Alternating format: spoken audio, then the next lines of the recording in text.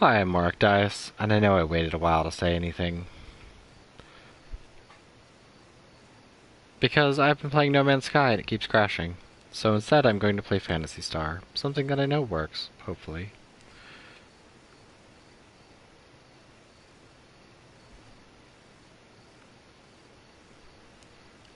Ah, so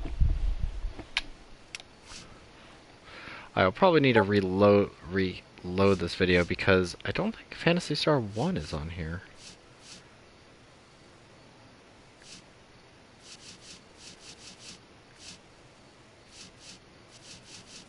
Is it really? Phantasy Star 1 not on? Like, why would you... What? So, Shining in the Darkness, Shining Force 2. Yeah, got all of them.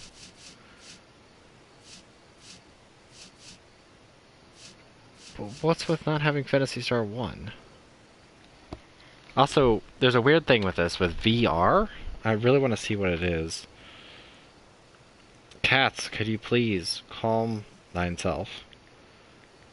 Let's see something.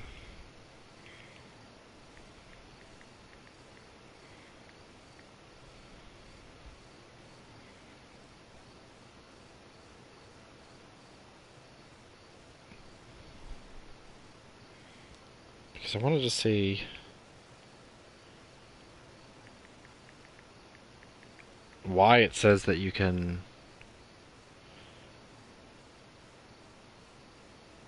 What? Not paver.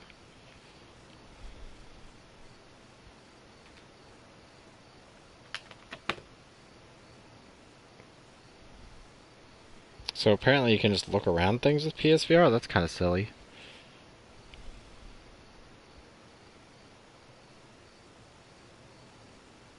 I don't understand that.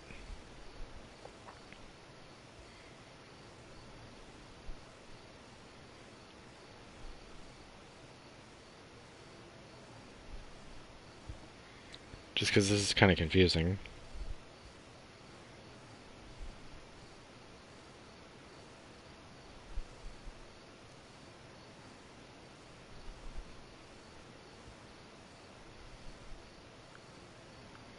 I don't know. Well, anyway. Let's start with Phantasy Star 2.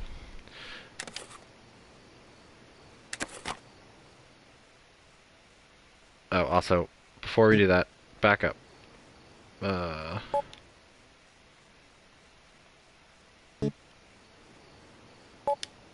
We need...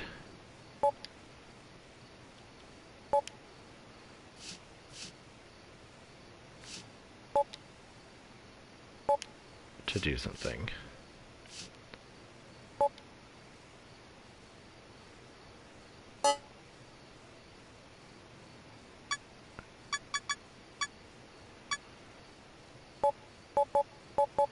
I'm not sure what the TV projection does, but we need to change the border art.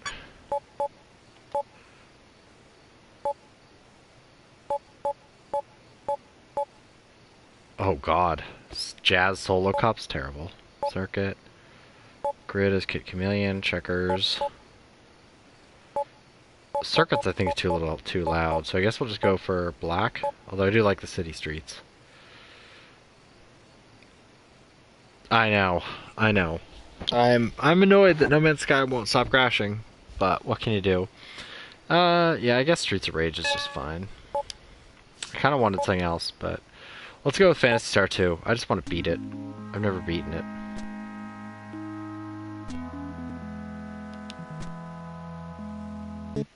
Okay, what the heck?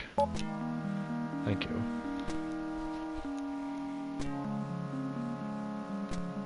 Phantasy Star 2 does have some good-ass music, though. Although this music I get really sick of. I like it for like 20 minutes, and then I'm like, okay, enough.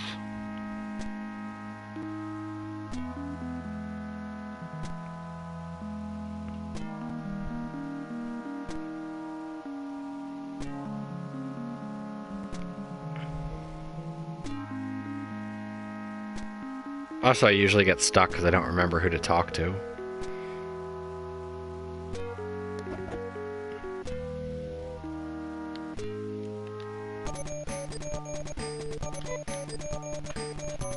Wow.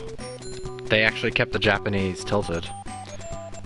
So, instead of A being the soft button, B being the correct button, C being the other one, it's reversed. Alright. I'm just gonna end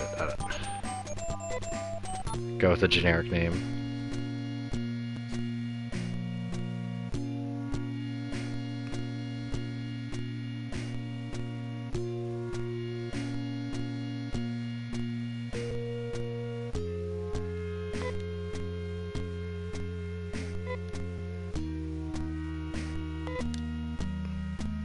Like, that scene was so iconic. I remember that from when I was a kid.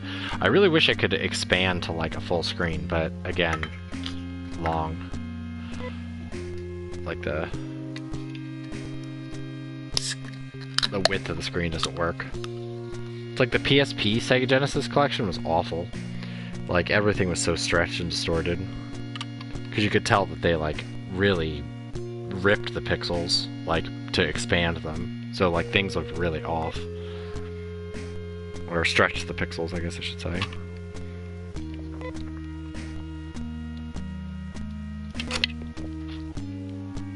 Ah.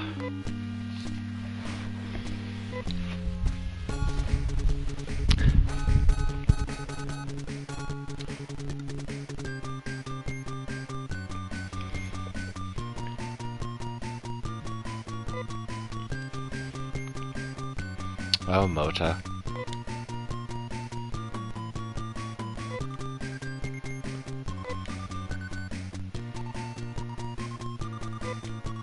Oh, Mother Brain. Nothing could go wrong when you're ruled over by something, but called Mother Brain. Now, what's the worst that could happen?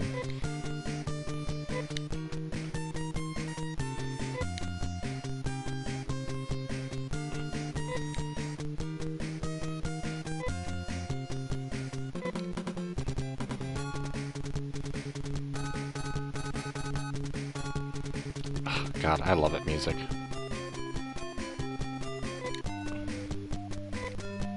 I also kind of wish I had a purple-eared elf cat girl that lived with me.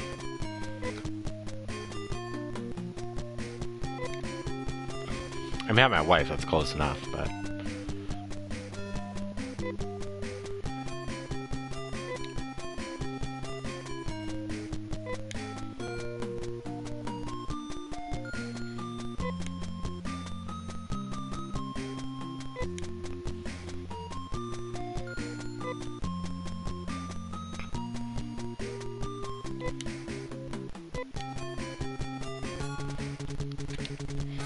Yay, so we now have our cat girl. I like how it looks like she has, like, bear ears, though. Let's quick save. Okay. Never. It's never enough. So yeah, I have knife, carbon suit, shoes. I believe she has a whip. Ribbon, carbon vest, sandals.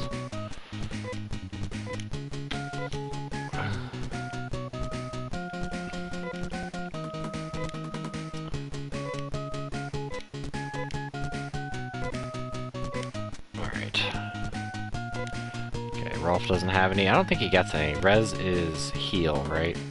Yeah. Because it's Foy, Watt, Galen, Zio. Oh, God. I know the currency's Maseda, but I never remember...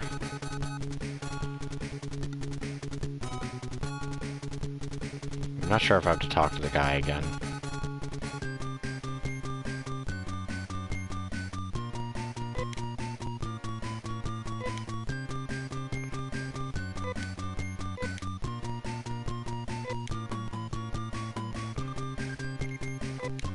Yeah.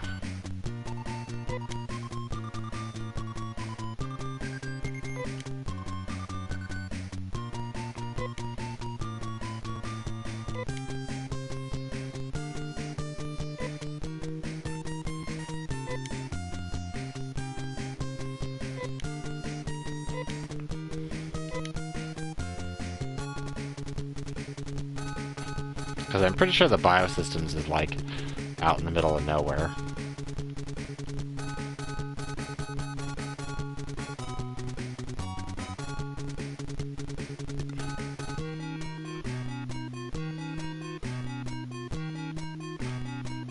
Because I don't think... I think the knife is the best I can get. Maybe the dagger. I don't remember. But I think you get one, like, right away. I'm trying to remember this game. Remember what I can. But honestly, the last time I played this game, I was living in Philly. So that would probably be about 9 years ago. So it's been quite a while.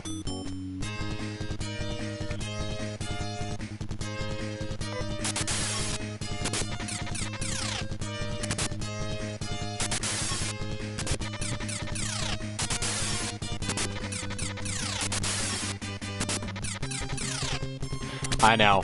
I said I'd change it because No Man's Sky keeps bugging out.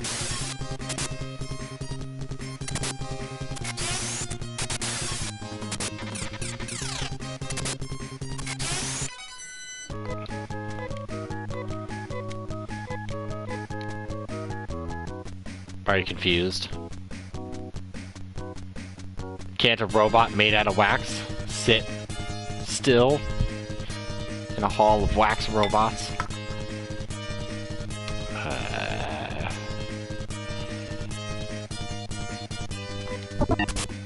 I think these guys like kick your ass.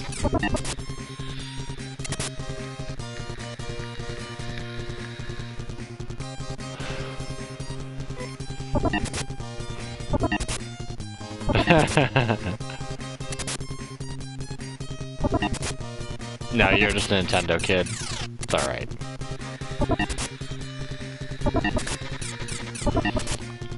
I really only like Final Fantasy 1 and 7 and 9. I mean, I like the Final Fantasy X and X2. They were interesting.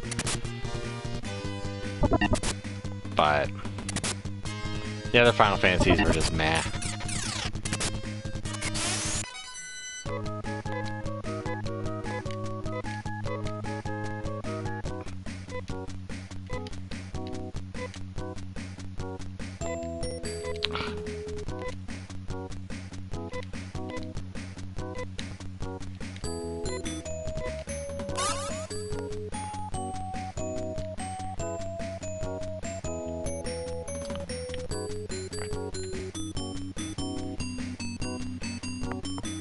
You have to go over here.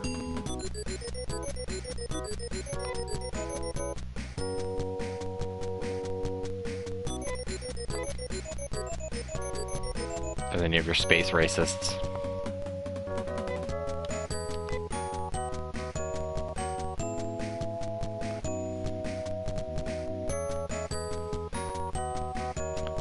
I never remember where the biosystems is. I don't even think I'm supposed to be in the field yet.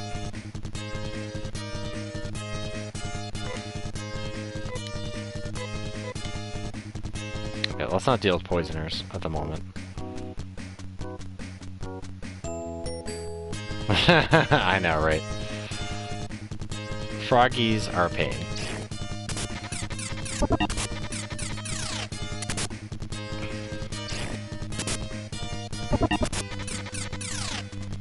Ooh, that hurt quite a bit.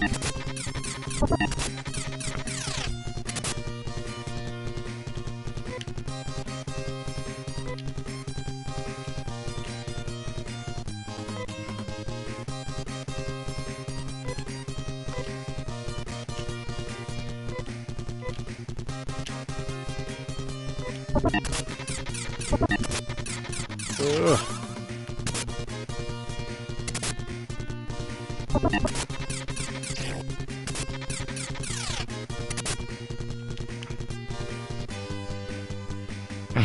I know. Well, these guys are higher level. I should have been doing some grinding, but...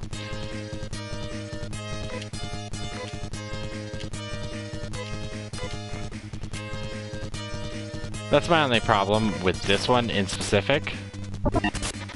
Ooh, heal yourself, Nay. Is that they really do like, hit you hard right from the beginning. Like, if you go the wrong way or do the wrong thing. Ugh, finally.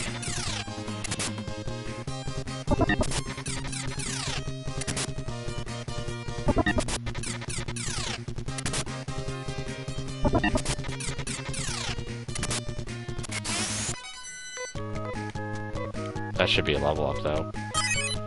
Yep.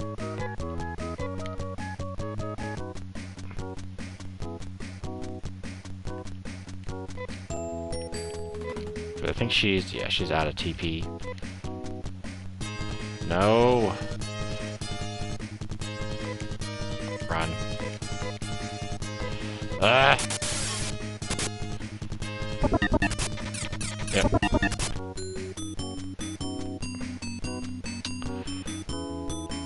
I'd rather do that. Is this even... Hold on. Because once you do the biolab, things are much easier. But I don't remember if the biolab is here, or if I actually have to go around.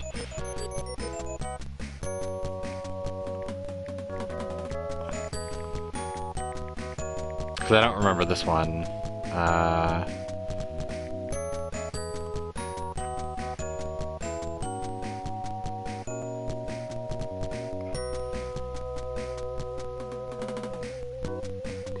Okay, let me see. What is that sound?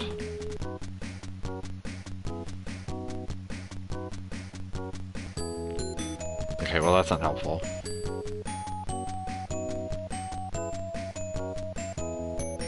Alright, let's do this. Now that we have some money, we should probably get Nay a weapon. Because she seems to only block, but I believe there's a weapon she can buy. But I thought she already came with a whip, but maybe I'm thinking of 3.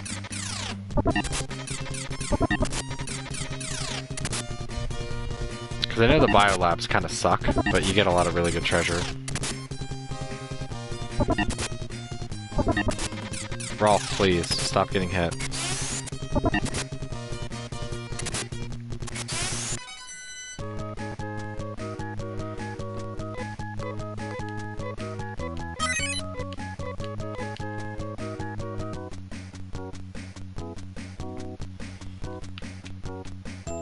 Oh, what the heck?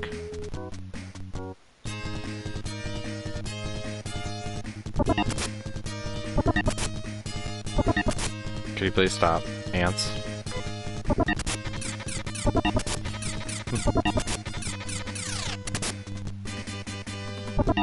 Also, the problem is... Oh my god. Ralph, please stop getting hit.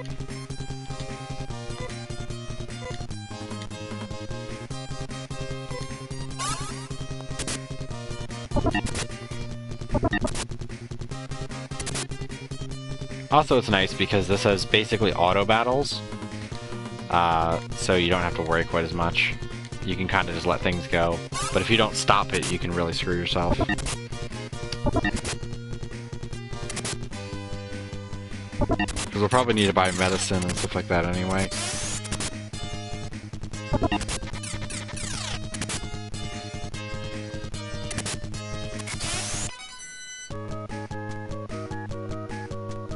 Okay.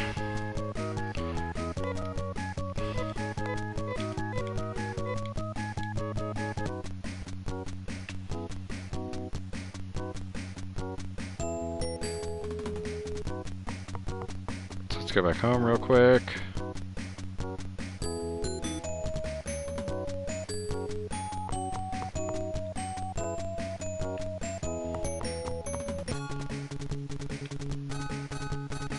Because we're going to need healing items anyway and to rest.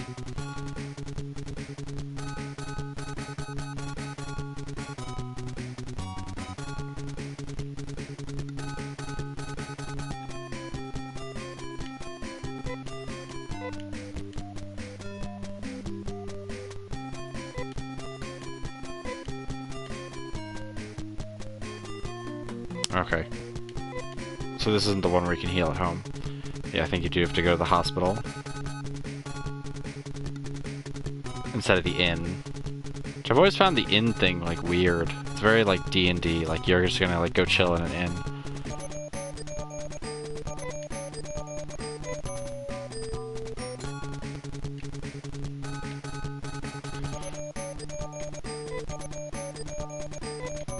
16 is cheap.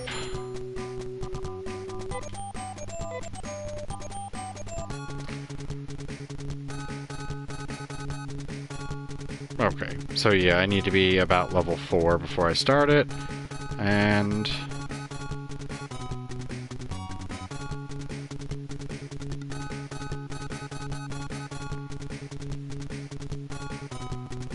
I'm just looking at this walkthrough real fast.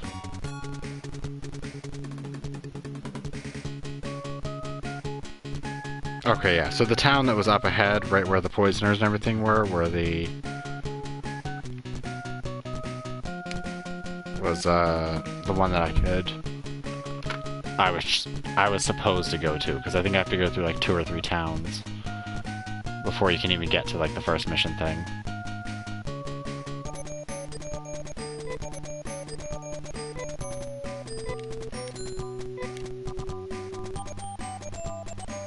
Yeah, why not?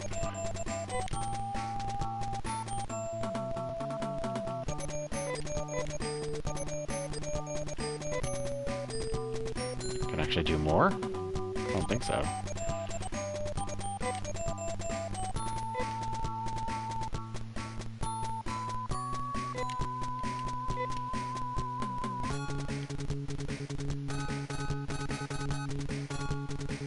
Although in every RPG, in the old RPGs, I suddenly realized how much you needed a run button.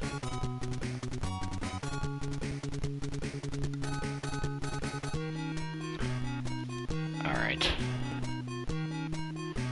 So let's do this. Because I think I can equip Nay with a scalpel. Might help if I press the right button.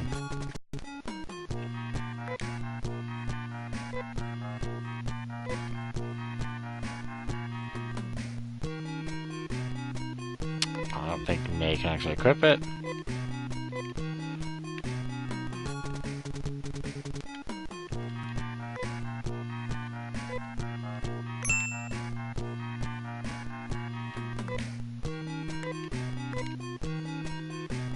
Or apparently she can equip the steel bar, which that's interesting.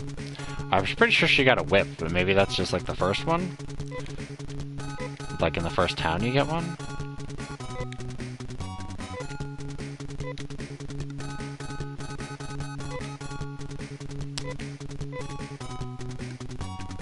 Well, at least she can fight now, so that's a good start.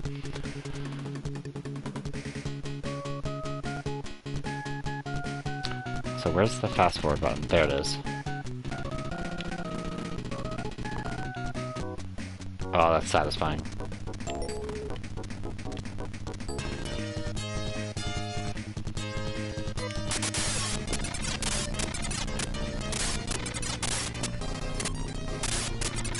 I do like how it has the fake scan lens.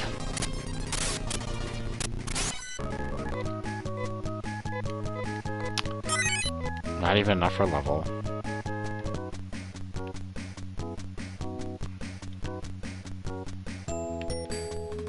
You know what? Fuck it.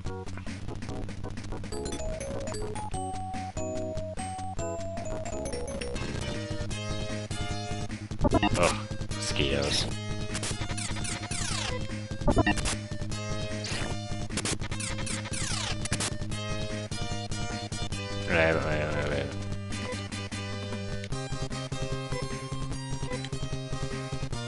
There we go. I don't know why she was still on block.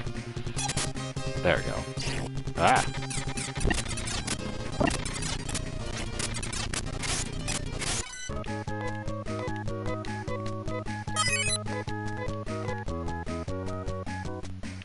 I love how literally she gets like a level like almost every battle.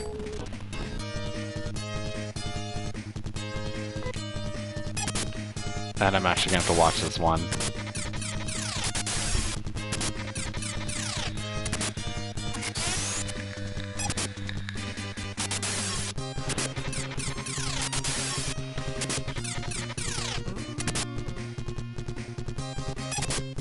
Yeah.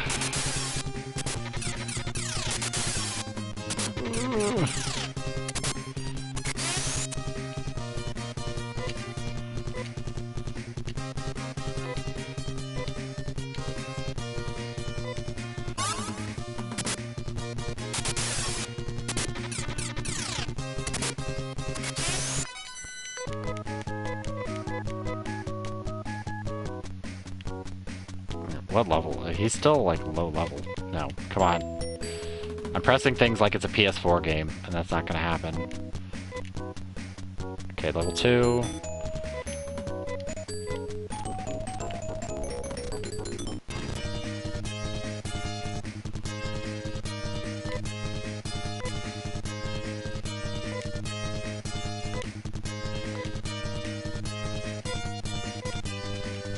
Ah, no!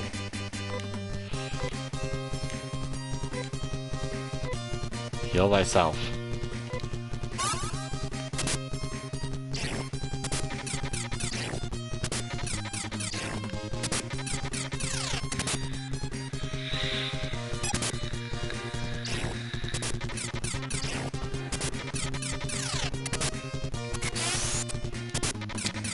But I have to say that the one thing that always kills me, like, the one game that it really, really bothered me, is when simple combat takes forever. Like, this, yeah, the battles are fairly long in the beginning. But, like, the best example is, like, Cross Edge, which, honestly... I know, right? Well, considering the mosquito is, like, 6 feet tall... like, in Cross Edge, it drove me nuts that... combats, like, for single, like, weak enemies could take you, like 10 minutes per battle. And then you get, like, you know, just a little bit of money. Or you'd have to, like, do special things during combat to, like, fight effectively. And I've never really liked that. Like, I don't mind if it's, like, the Final Fantasy, like, style, like, quick attack kind of thing, where you can just, like, you know, kind of click through and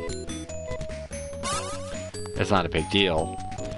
But I know a lot of games that get, like, way too serious. You know what, let's just fight them, whatever. If they poison us, we'll go back and heal. The poisoner paralyzed.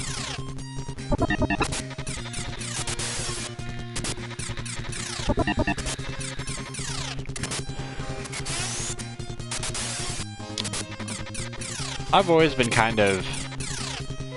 Oh, great.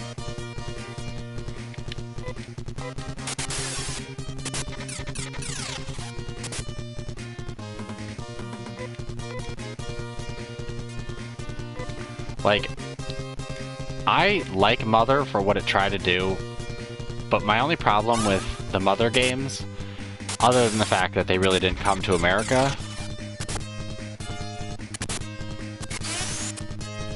Yeah. But, like...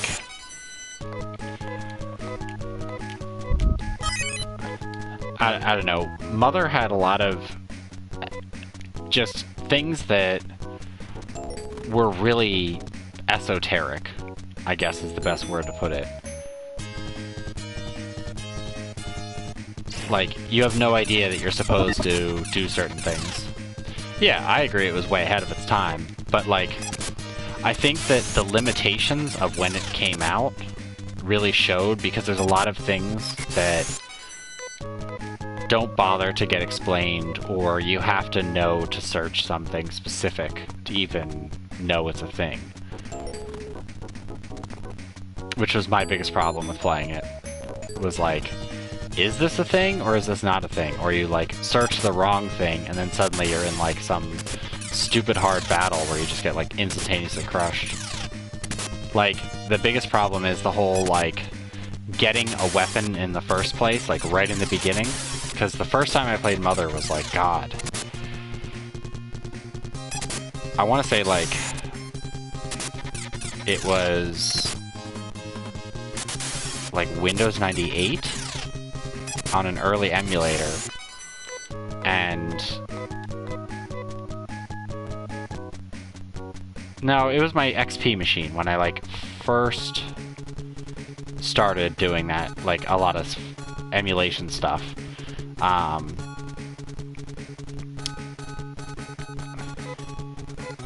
I played it and it was just like, yeah, and like, I didn't know that you were supposed to get the baseball bat, so I just, like, instantaneously died in the first battle, so I was like, okay?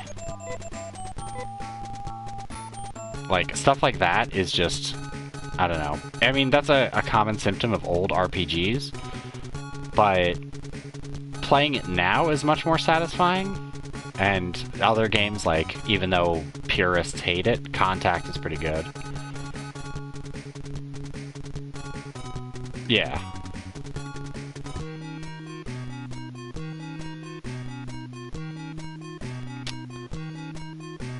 Alright, let's... Whoa. Quick save. Down a save. Let's remember that.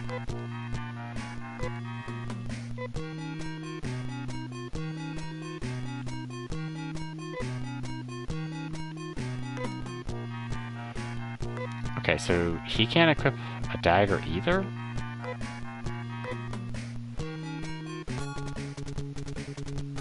Huh? Someone's messaging me, hold on. Give me 2 seconds. Someone messaged.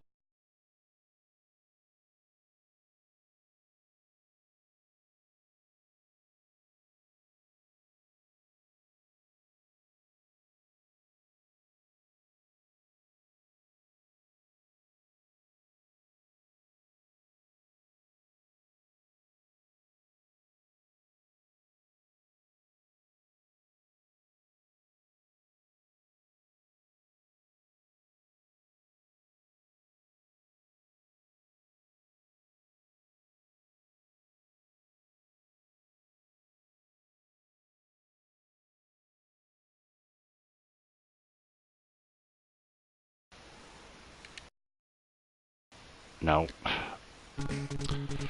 There we go. Anyway, sorry about that interruption.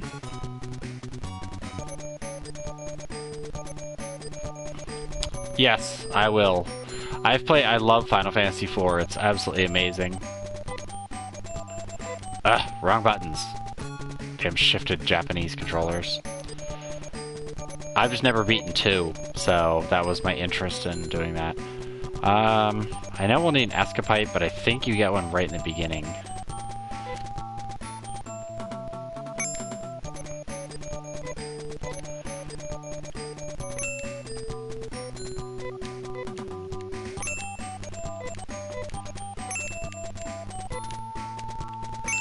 There we go. Telepipe is interesting, because I think that's just warps you back to towns.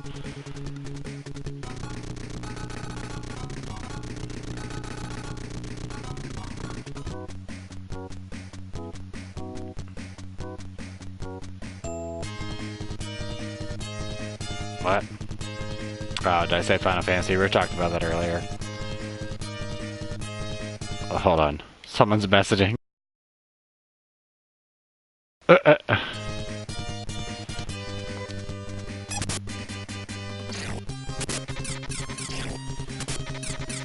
Actually, the person I played Toe Jam and Earl with is actually messaging me about stuff.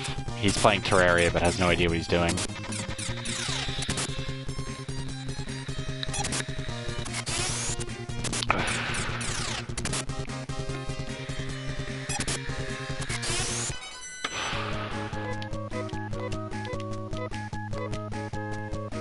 But yeah, I've beaten Final Fantasy or Phantasy Star. Jesus.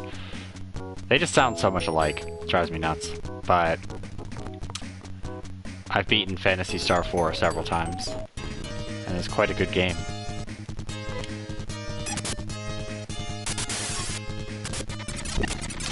Yeah, generic fight.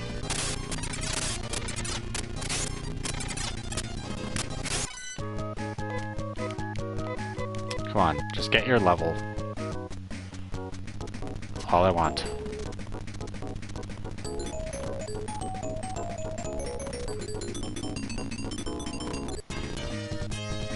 I would say Chrono Trigger because I don't particularly like Final Fantasy 3. I really only like Final Fantasy 1, 7, 9, and 10.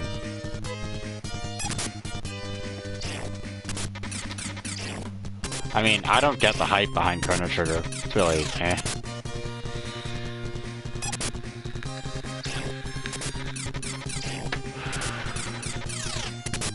I much prefer Persona 2 or Persona 1.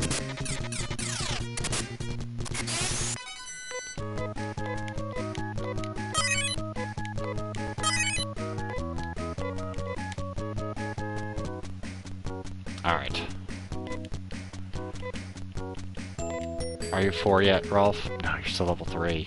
Damn you, Rolf. Actually, I'll never get used to the Japanese circle as accept.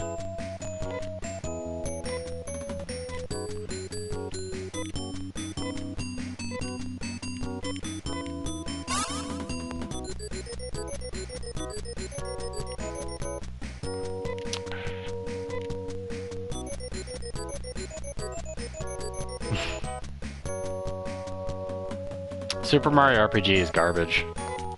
So that means Secret of Mana automatically wins, because Secret of Mana is actually a good game.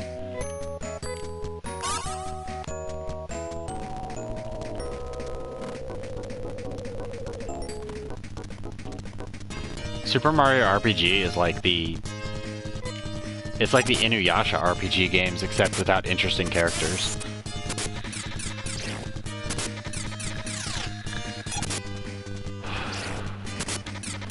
I'd rather suffer through like 3 worlds of not Chrono Cross.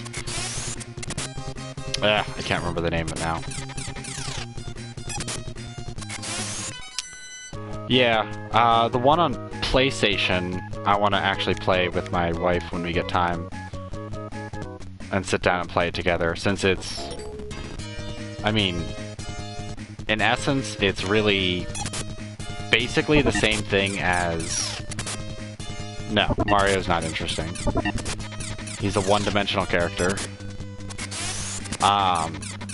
It's essentially Shining Soul, but on PlayStation and 2-player. It's actually good. Yeah, Cross Edge. I'd rather suffer through Cross Edge than play another minute of Super Mario RPG. At least Cross Edge looks nice. But, oof. That game is like... psychotic grind time.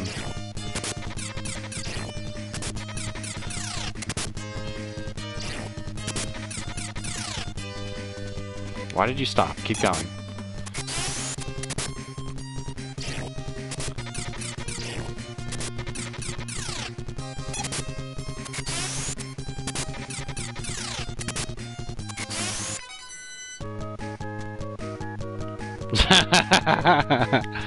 Not very true.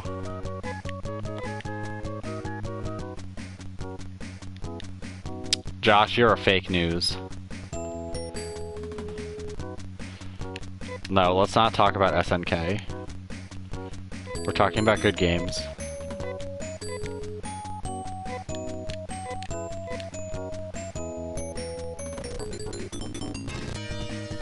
I don't really put those together. I mean, the problem is, Earthbound is an NES RPG, so I don't think in many ways it stacks up comparatively. Like, I don't know. That's like, would you rather play Metal Gear Solid on NES or Metal Gear Solid Snake Eater? Yeah, I mean, that's... I mean, if you're gonna compare Earthbound to something, you'd maybe say, like, Final Fantasy 1. Which, I mean, I'd have to say I like Final Fantasy 1 more, but... that's because I wasn't particularly touched by Earthbound or any of the Mother games. As a lot of other people seem to be. Show me on your feelings where Mother touched you.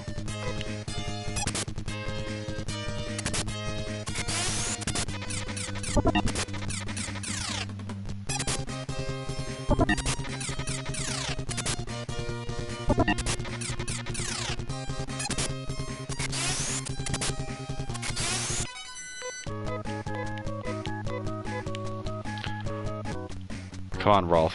You just need that extra level. We're actually, like, not dying in combat, which, speaking of which...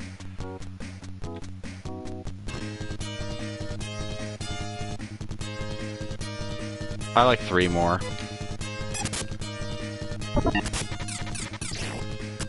I mean, I like 2. for its characters, but 3 is pretty good. I mean, I prefer 2 and 4. 1 was... I don't know. I don't know why they didn't include 1 on the collection. Apparently it's just 2 to 4, which is odd that they don't have Final Fantasy or Phantasy Star 1. Also, how are your health doing?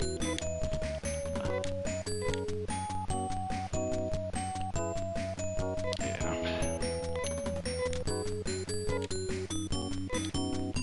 No, I meant to hit an A.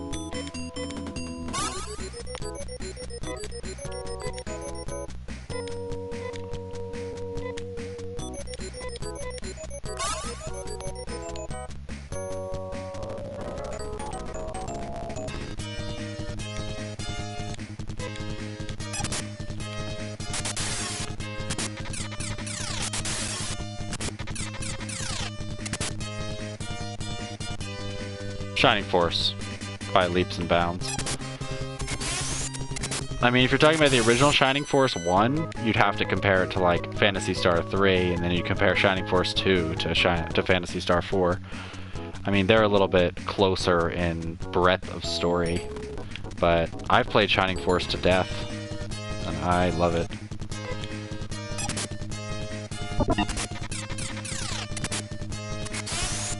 Shining Force CD is still like one of my top games. Unfortunately, me recording it and streaming it and otherwise always seems to end in failure because the RAM cart never works properly. So I can't actually play through the entire game, which sucks. Oh god, Nay, you and your levels. Nay is probably like level 6, yeah. Nay gains level pretty quick.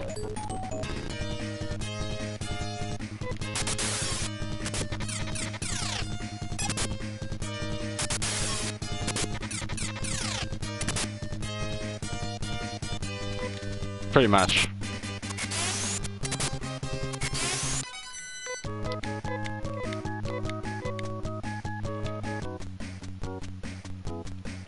They're very different. I mean, you'd have to compare it to, like, Might and Magic on SNES. Shining in the Darkness versus Might and Magic on SNES. Probably Might and Magic, what, 3? 2?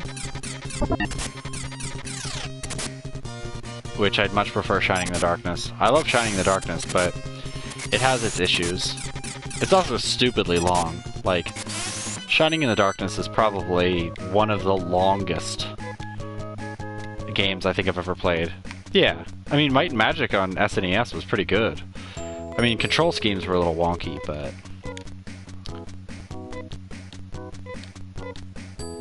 Come on, just give me that last level.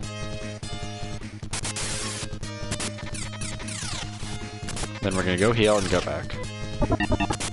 Well, if you go to the deep end of the dungeon, I mean, you're talking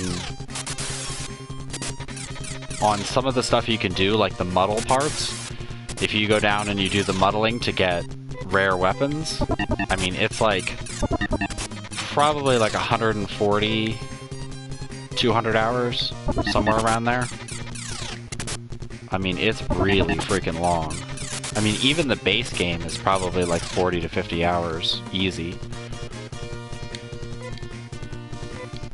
I mean, if you're playing with save states, it's a little bit easier, because there's times where you will get, like, bullshit hit.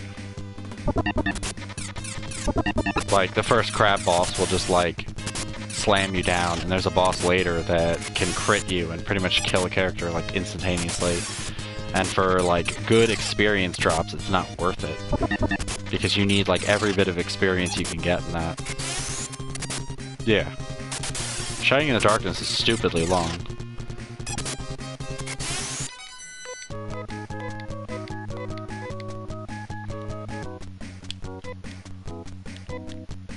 Because there's, like, a whole tier of weapons and items that you can only get from muddling enemies to confuse them and hope that they drop them. So you have, like, a low chance of them actually dropping. Okay, and it needs to be healed. That's not how you do that. Yeah, he doesn't.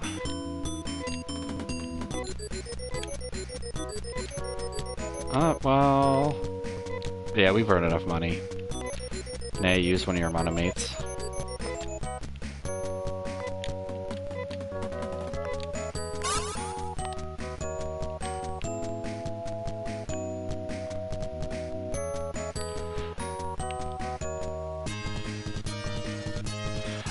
I don't think he's played it. I recommended it to him because he, you know, I mean, if you're considering like his gold box games that he actually played through almost all of them. I don't really... See, I don't particularly... Like, I like Landstalker, and Light Crusader is neat, but any progress is next to impossible, like, without a complete and total guide, which I really hate. Like, Landstalker is pretty straightforward, and it's fun, but I wish they had fixed the isometric on it, or at least you could turn isometric off on this, like, or on emulators in general. Like, you can offset it in emulation, which makes Landstalker 1,000 times more playable. But all in all, I think, alright, well, have a good night, MB. So, I mean, pound for pound, I'd say I like Landstalker more.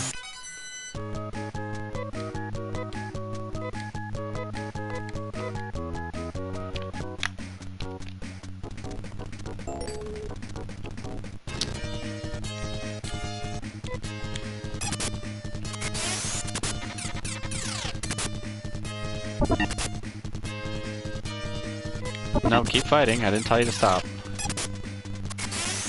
I think this is the controller with a one thumbstick is slightly leans up, and I think that's why it keeps knocking out of combat.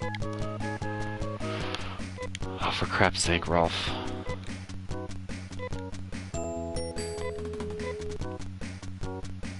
Ugh. Can I choose neither? Like, Golden Sun is so ugly. Like, literally, it's like looking at a butt while you play it. Like, not even a nice butt. It's just, it's so ugly. Those Donkey Kong graphics are so ugly. I mean, it was playable, but it's just like, it was so...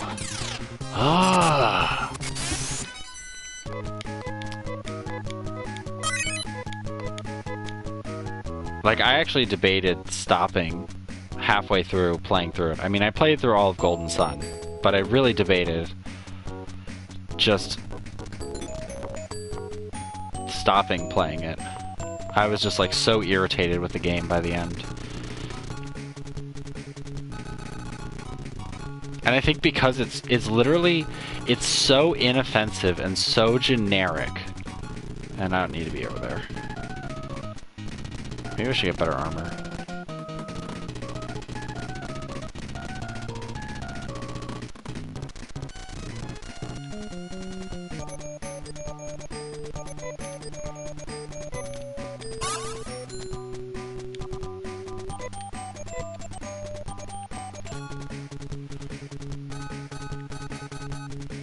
I forget what this does.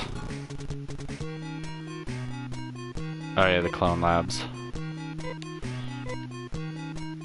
I like how it's a clown in the Clone Labs.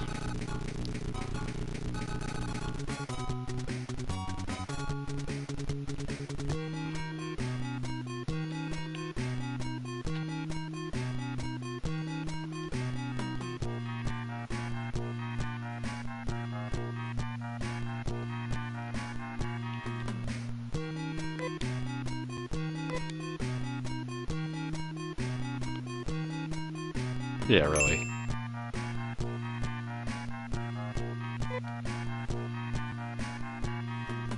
I think...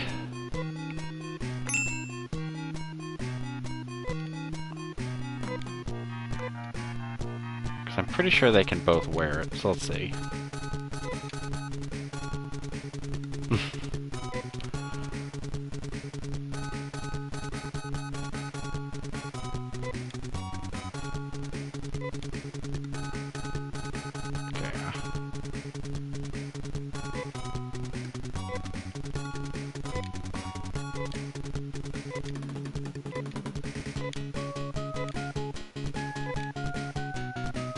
I got 3 extra defense points. Nay has no job. Okay, she already has a carbon vest.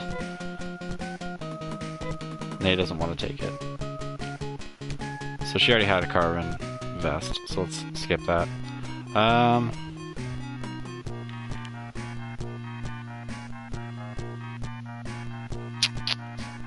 I don't know what this is.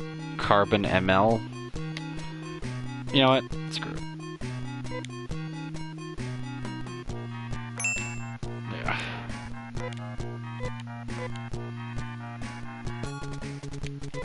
Thank you, Rob Harrison, for the follow. I'm also on Twitch and otherwise. Mother Brain decides them. She decides who gets what job.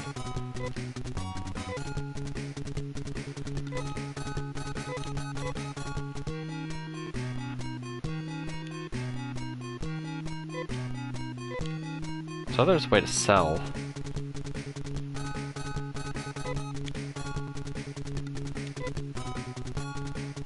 Of course.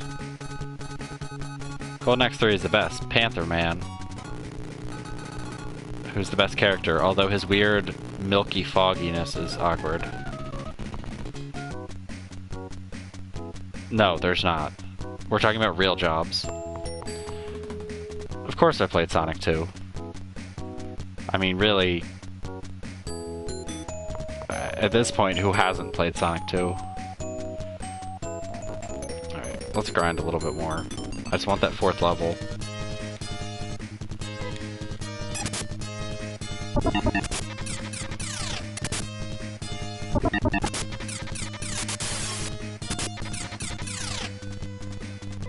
I don't remember his name. I call him Panther Man.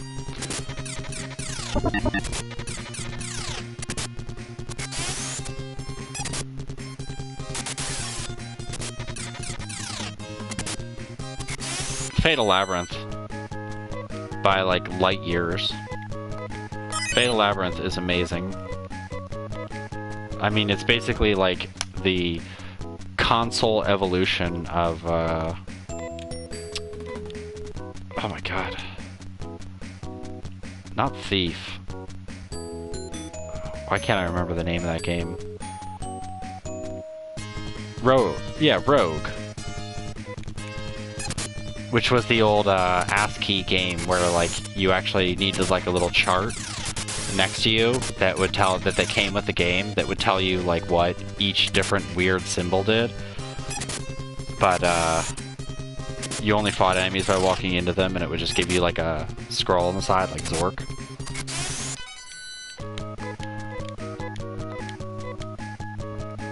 Which Brutal, right? Brutal? They try to make it. Well, that's because every time you move is a turn.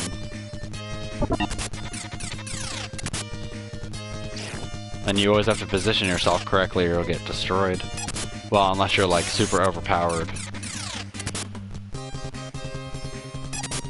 Also, I like Fatal Labyrinth because it's notoriously cruel.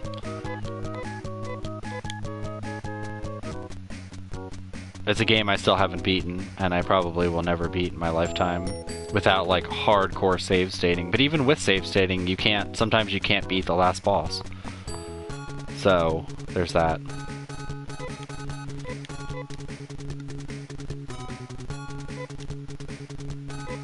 Why is this such a horrible place? I mean, it just looks like Cleveland. Building and Sure. Let's get a heal.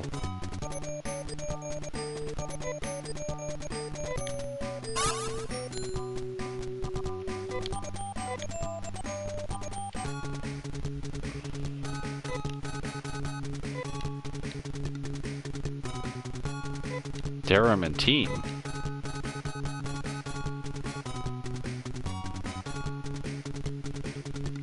That's a teleporter.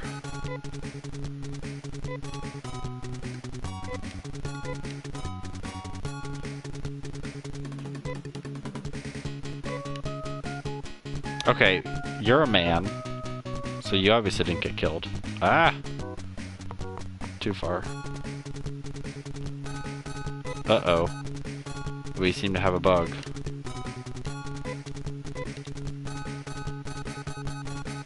Yeah, nothing seems to be nothing unusual here.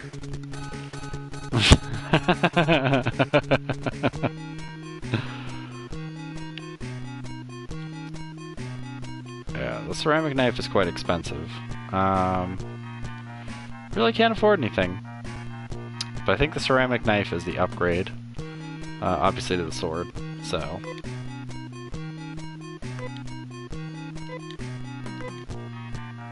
That was weird. She was actually letting me buy the sword?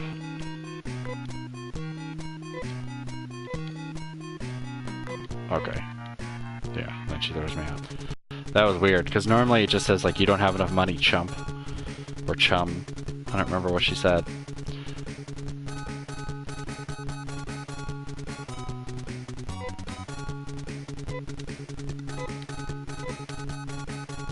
Okay, no. Where's the guy who tells me where exactly I have to go? Okay, to the east.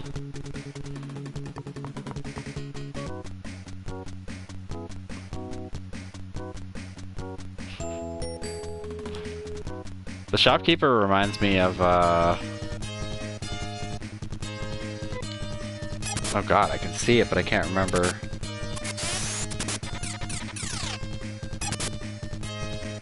Well, it reminds me of Kabuki, obviously, but I want to say Slayers? Like a chubbier version of the girl from Slayers.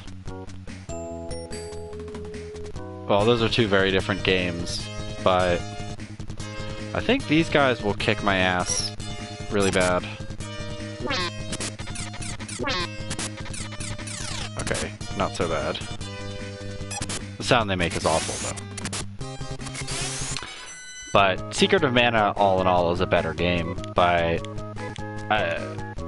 Beyond Oasis is pretty outstanding. I mean, Beyond Oasis was way ahead of its time. Way ahead of its time.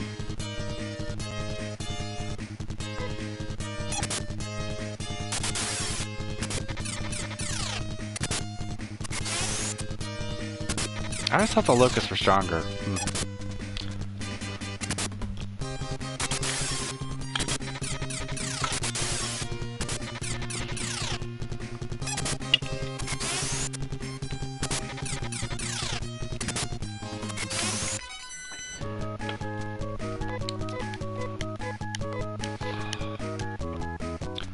I mean, if you're gonna pick, like, hard toss-ups, truthfully, the hardest one would probably be, like, dude, I played just about every game for Sega Genesis. And Sega CD.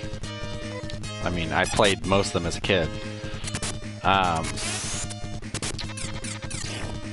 have to say, like, probably the hardest one to pick would be, like, choosing between Digital Devil Saga or Persona 3.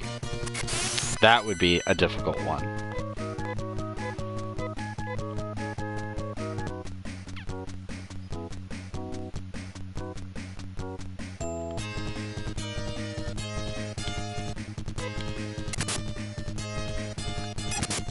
I think I have to go south and east. Because I don't think they're northeast. The first one. The other Echo of the Dolphins, like Tides of Time, was eh. It was less coherent than the first Echo game, and I actually beat the first Echo game, like, legit, without any, like, Game Shark or anything. That game was honestly like pulling teeth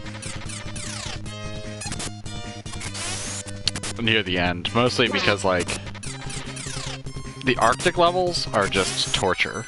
Like, there's nothing worse than being, like, stuck underwater and you can't breathe. It's like, honestly, it was like my definition of hell every time Echo would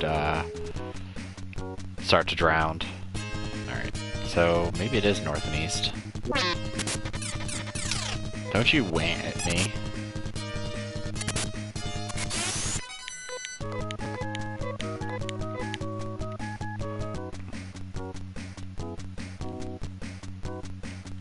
I mean, I did like the Echo the Dolphin that they produced for, what, Sega CD? that was just with better sound. Or was it Saturn? I remember, maybe it was PlayStation 1 or PlayStation 2. But there was a version of Echo the Dolphin that had an arrange mode and better music. Where it was like CD quality audio. Because Echo the Dolphin's music was actually recorded in higher definition than it was put on the game.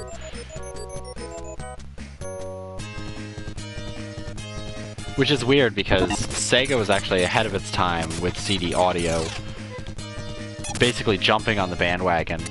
And most of it was because of pressure from like the, what, PC 600 or PC 800 in Japan, that they like really pushed forward in sound. Which makes it a shame that the Duo was not pretty good.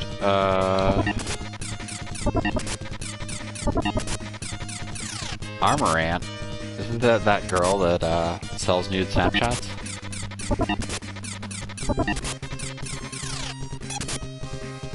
I mean, Tides of Time is not a bad game. It's just, it's...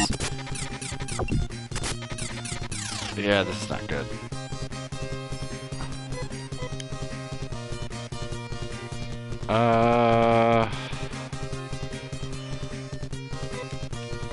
Let's try to run. Okay, good.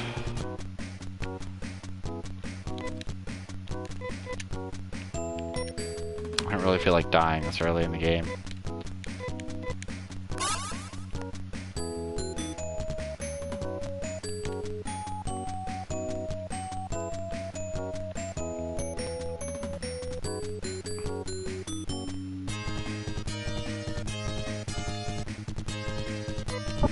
Let's try it now that we have more hit points, although they hurt really bad.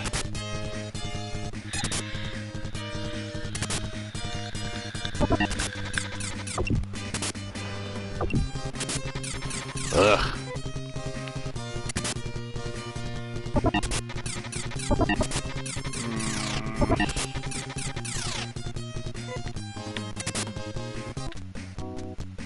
Let's not do that.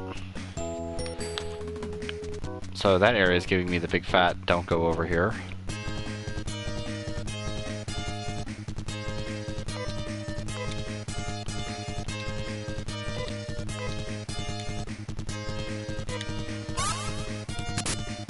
You know, I think the last game, Shinobi 3, that's like personally my favorite.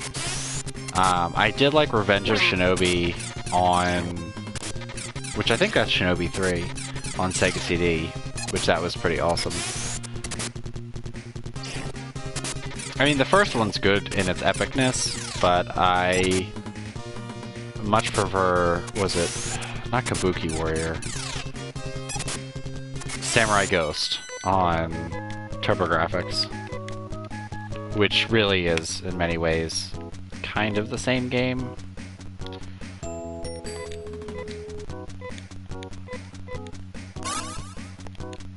Yes, nay, touch yourself to heal yourself.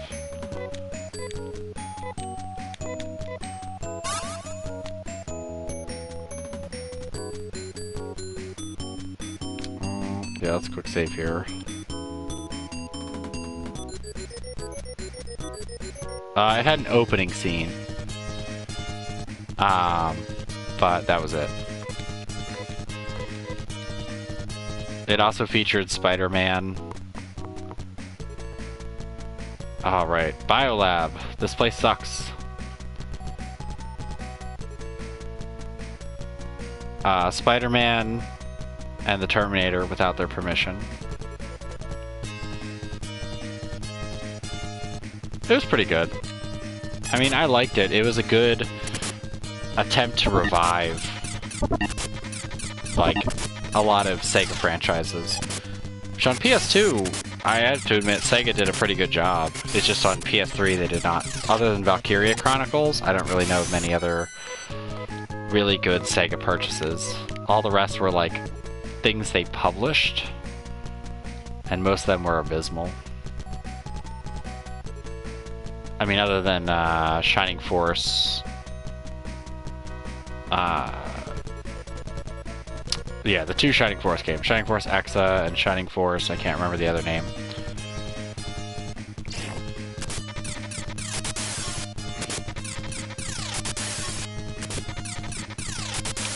Probably shouldn't be this deep in the complex.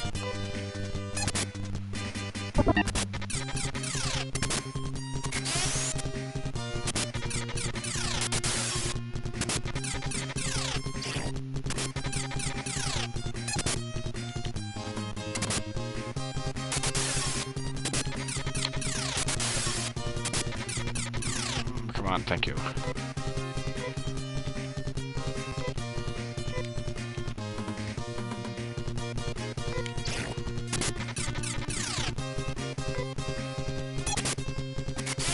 Let's just go back. I remember there's a Healy thing around here. Somewhere in here, there's like a free heal.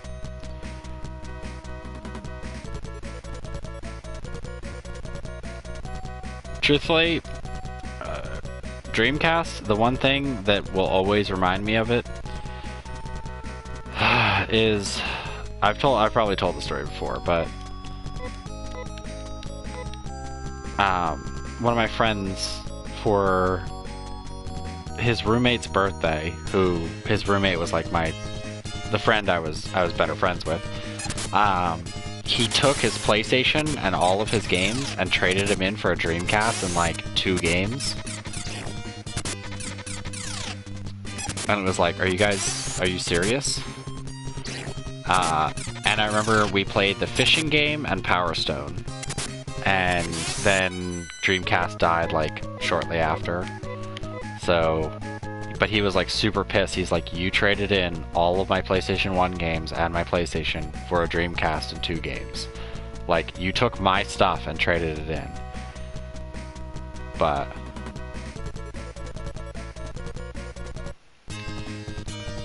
well, they had a terrible Echo game, I think, on Saturn. Or there was an attempt to make it. I remember there was a 3D one that was really abysmal, from what I can remember, but I'm not sure if that was the tech demo one, or... Because Sega loved hyping games that, like, never came out. There was a whole bunch of games that they, like, did all this hype for, and then they just never came out. Like the Shining Force expansion games, where they only came out in Japan, and then they were promising other ones, and then they came out as Shining Force Gaiden on like Game Gear, only in Japan, as like a limited release. It was like, what the fuck are you doing? Just a quick save again. I should probably pull up the maps for this area, because, yeah, but I need to grind anyway, so...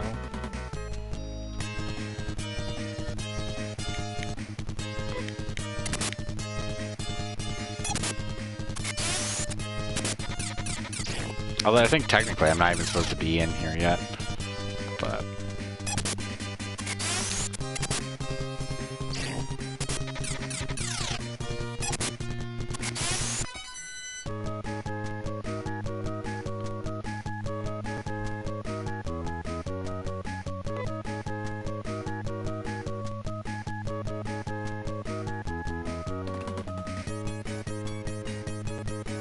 Alright.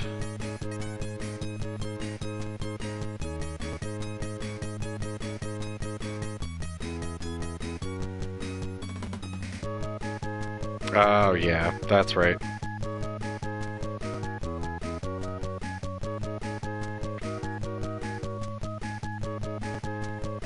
Okay, yeah, I know why things are sucky. Yeah. I realize the reason why I'm not kicking as much ass as I should be is because I forgot that there's something in, like, okay, so when this game came out, its manual had a whole bunch of strategy stuff in it, like stuff that you're supposed to do. Like Shining Force had like a character manual that came with like initial launch versions of the game. Back when they had the old Matrix boxes, and they came with these little mini guides. And ooh, Don't die, Nay. I really don't want to pay to revive you. And this one came with a pretty lengthy guide for Phantasy Star 2. So, I had a friend who had a copy of it, and I legit stole his manual because I stole my Final Fantasy 2 from Blockbuster, because Blockbuster had this thing where they were like, oh, like, rent 2 games, get 1 free, and the lady didn't scan Phantasy Star 2, so I just returned the 2, and they never knew. So technically, I guess I still owe Blockbuster quite a lot of money, because I admittedly stole a lot of games from Blockbuster. I also stole Toe Jam and Earl 2, which is terrible. I don't really like Super Thunderblade, so that goes to that.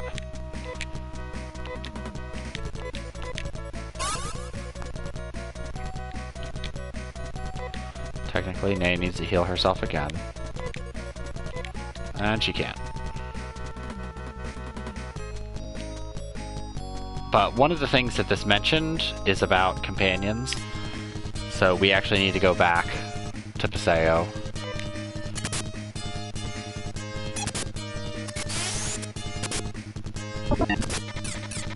Because you're supposed to visit home every once in a while, and you get new party members.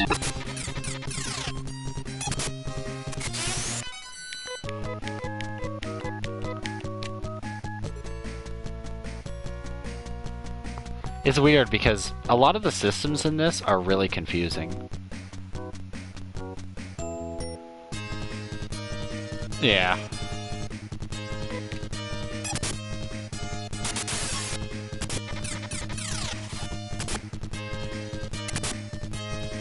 Although I do always have to say, though, when I go back and look at the arcade version of Space Harrier, like Space Harrier 1 in the arcades, I have to say, of games of that era, that game really stands out as being, like, really advanced.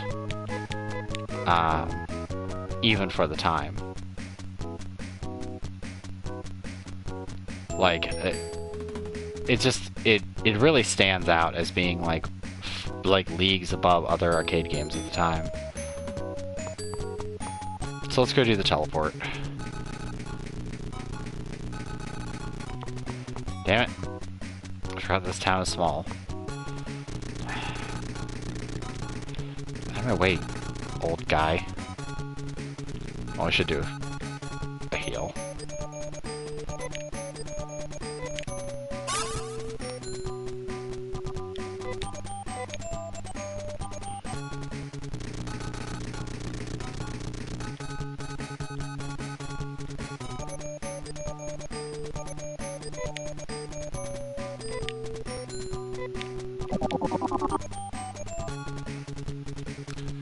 So yeah, we gotta stop by home. Let's get our new party member, who for some reason appears at our home.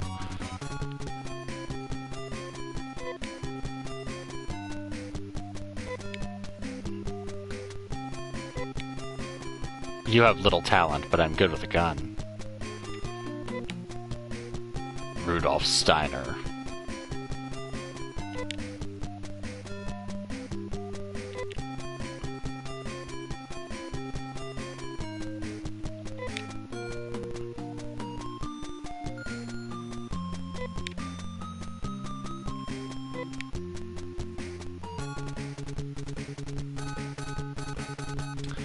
I've always been a big fan of Afterburner series.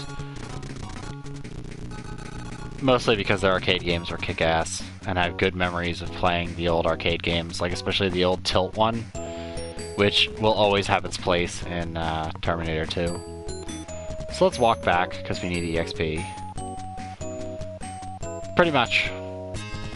He's like, I have no talent, but I can shoot people.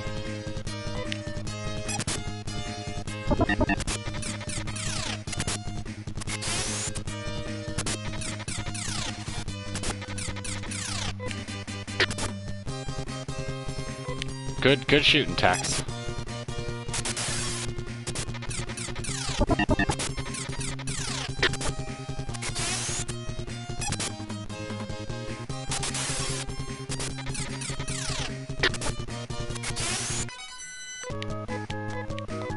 Rolf was just sitting in the corner in a huddled little ball while everyone else is kicking ass and taking names.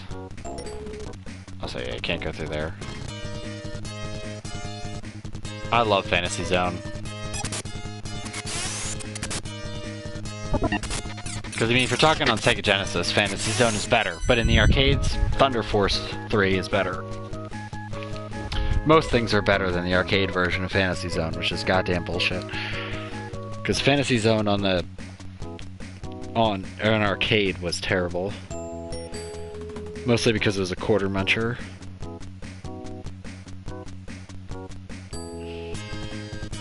And also it was like, add 3 quarters to get this power up.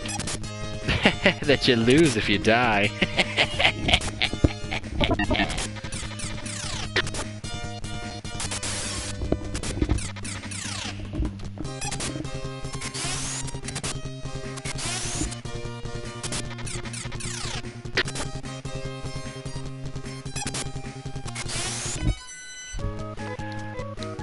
Which, did they put Fantasy Zone on this? Yeah. Well, I like that. I like the overall power-up and design of Fantasy Zone. I mean, Fantasy Zone 2 was basically the same game with more characters, which was interesting.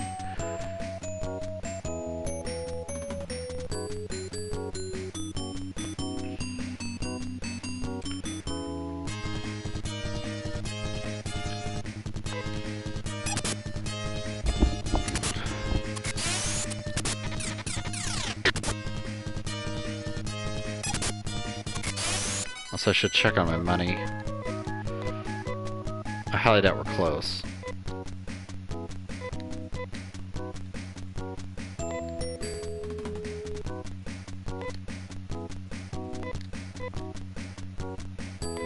Yeah, we're not even close in money. Also, what kind of gun do you have, Rolf? Or not Rolf, Rudo. You have a bow gun, fiber coat, and boots. I should just steal his fiber coat, but he is pretty. I mean, he has better defense than Rolf does, I think. Nope, equip headgear. Mean Bean Machine, baby. Mean Bean Machine is one of the best puzzle games ever made. Especially like the later Puyo Puyo games. Ooh, Puyo Puyo on the DS. On the GameCube, not as much. But that's also because the GameCube has stupid gimmicks. Whereas the DS one is pure and wonderful.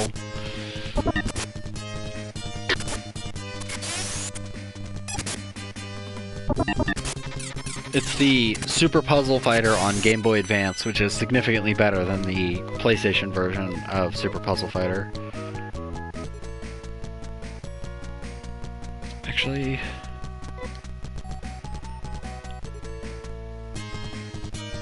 Well, yeah, that's why you can't hit anything, because none of these are school children. If they were school children and he had the AR-15, he could hit them all. Also, I said AR-15, now Google will block my game, or block my video. It'll be flagged for hate speech. Also, weird thing, this game supports VR. Like, what the... let's do this. I forgot to do something, so... I forgot to do it twice now. Oh yeah, Column's music is great.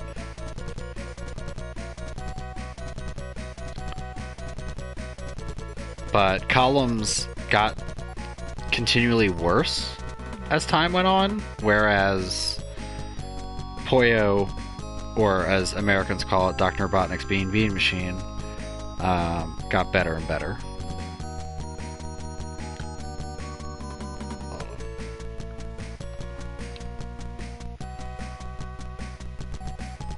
Sorry, I gotta look at the thing real fast.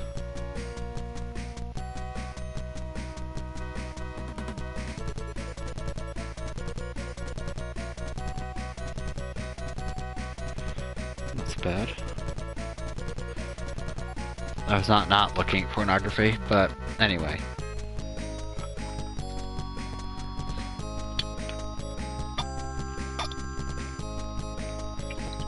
I also probably should have bought more healing items.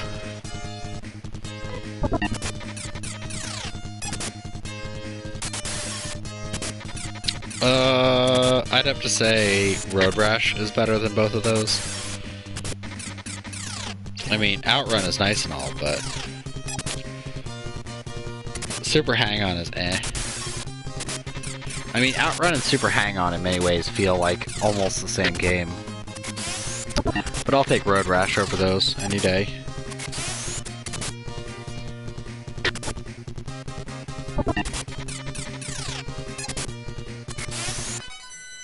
Rudolph, could you please jump in front of some of these hits, please?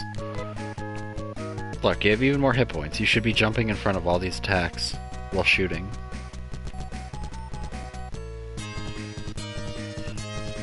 Also, I should probably save. In case we get, like, some enemy that's gonna destroy my face.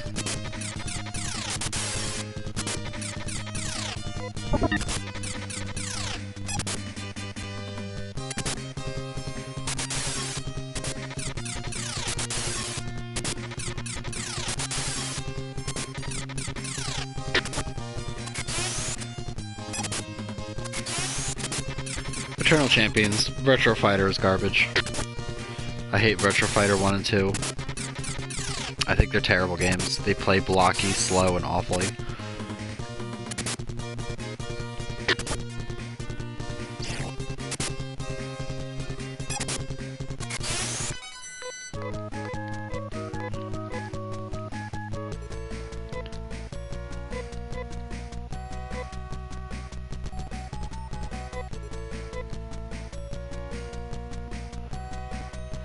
I know. Rudolph is not particularly strong either. I should buy him a better gun, but why? If anything, Rolf and Ney should get stronger, because I'm pretty sure Rudolph leaves.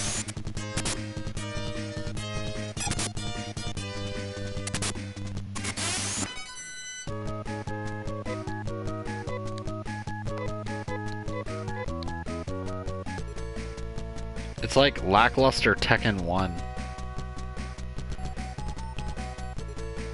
In my honest opinion. It's like Tekken 1, but coming out of a butt.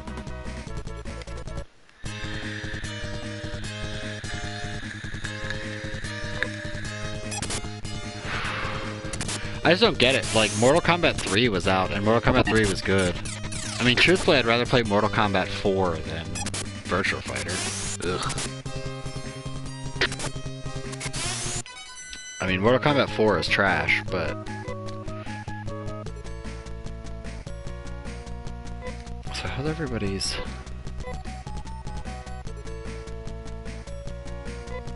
Health's a little low, but not awful.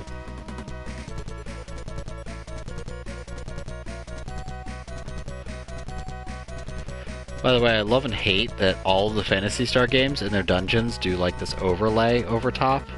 Like, not this specific overlay, but they have, like, overlays over the dungeons. Shadow Dancer has better gameplay, but I think Strider is more a game you can sit down and try to beat. I mean, Shadow Dancer has far less bugs. It just has a lot more bullshit, and it's a lot crueler. So, all in all, as much as I love Strider... I'd have to say Shadow Dancer wins. Also because Doggo. All those treasure chests that I can't get to.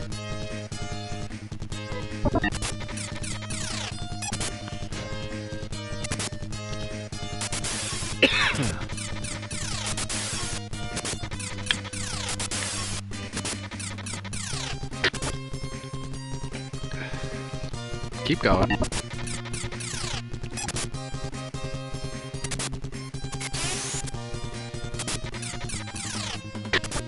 Hold on. Ugh. I have that hair in my throat feeling.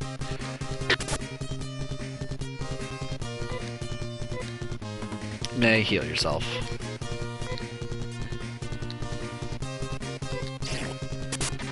Gunstar Heroes. Fuck.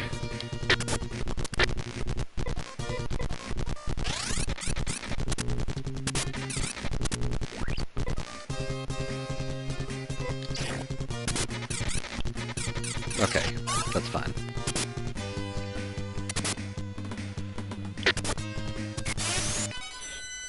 That is interesting that the hit is rolled each time. I mean, Gunstar Heroes is amazing, plus it's 2-player. Well, Alien Soldier is 2-player, but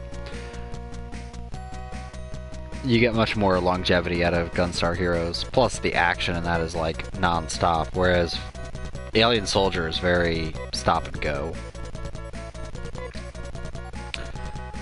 Rolf, do you have any techs? You have Ryuka. That's not very helpful. I think Ryuka is strength up? Or defense up, something like that.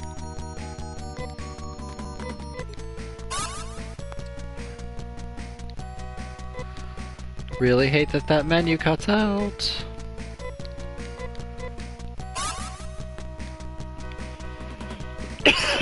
Ugh. I feel like I think I swallowed a cat hair. Ugh. Oh, that's without a doubt Gunstar Heroes. Contra Horde Corpse is great, but Hardcore is great, but it doesn't hold a candle to Gunstar. I mean, Gunstar is one of the few games that's just non-stop action. And it's like action porn done right.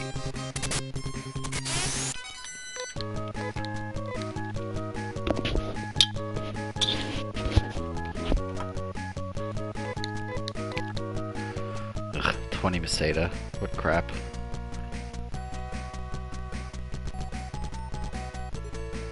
I think this one's an Escapipe or Telepipe. 40 Meseta.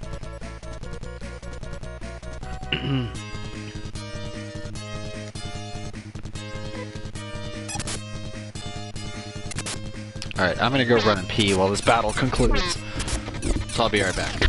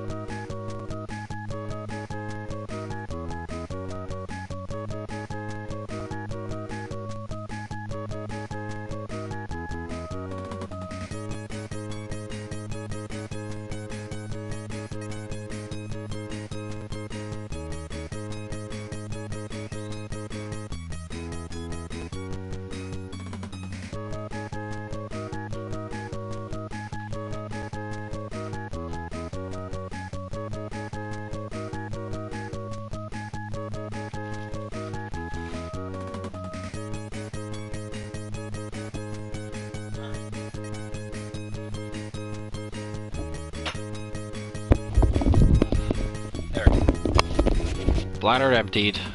New monster received. Life is good.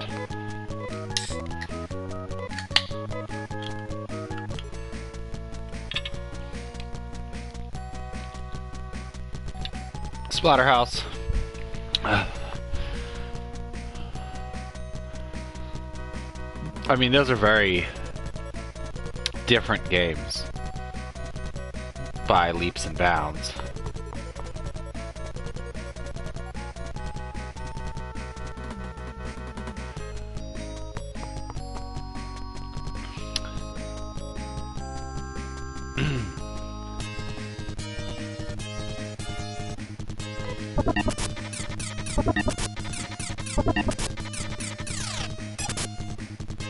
I think we have to go to the upper teleporter first. Let me do this.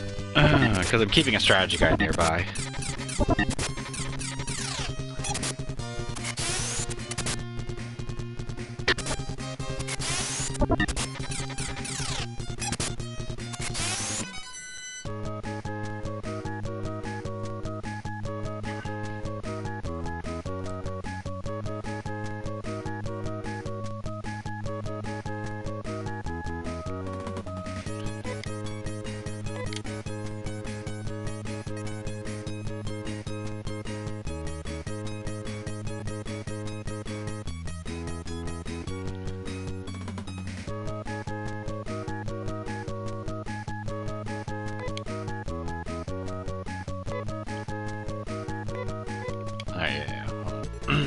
Alright, also I should probably quick save because I haven't saved in quite a while. So let me see here.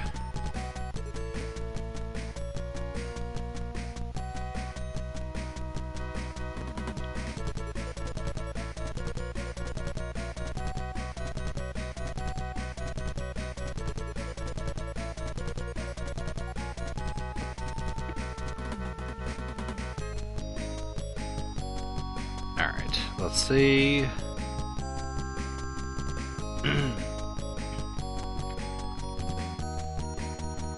Okay, so...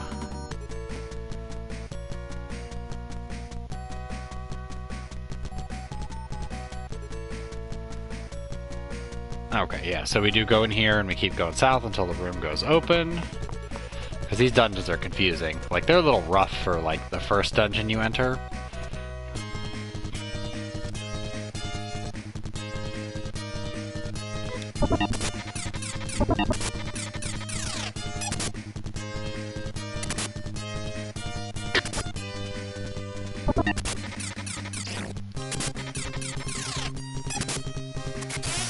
Everybody's health is still good.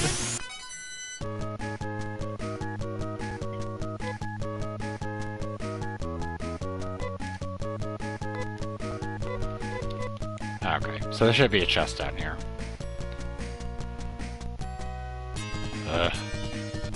Ah! Not a carrier. No, I don't know what they do. They hurt is what they do. So do they. Good job missing, Rolf.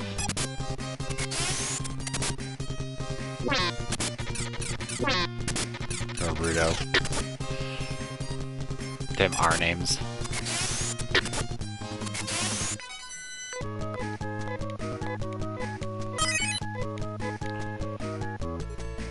Alright, let's do this.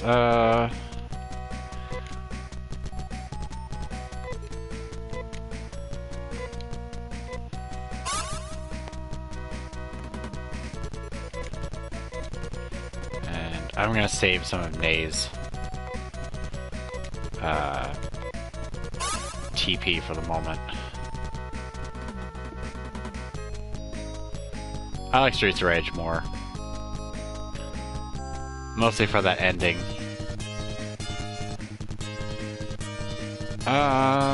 Knowing the spinners, let's just run.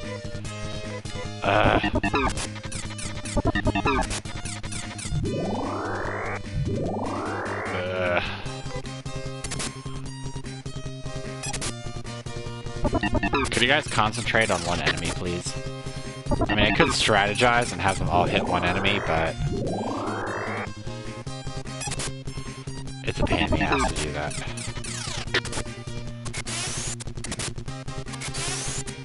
Plus, once they kill it, they'll just start doing whatever they want, so...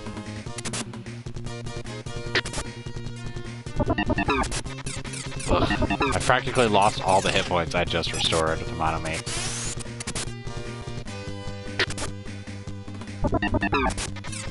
I mean, the only good part is that the encounters get less frequent when enemies are weaker than you, because less enemies want to fight you. Alright. Oh my god. Just kill them. These guys hurt, though. They do, like, up to 10 damage, which is some BS.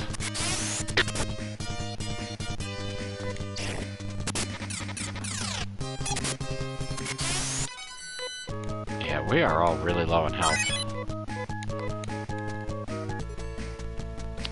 So let's go ahead and quick save. Can I please get this?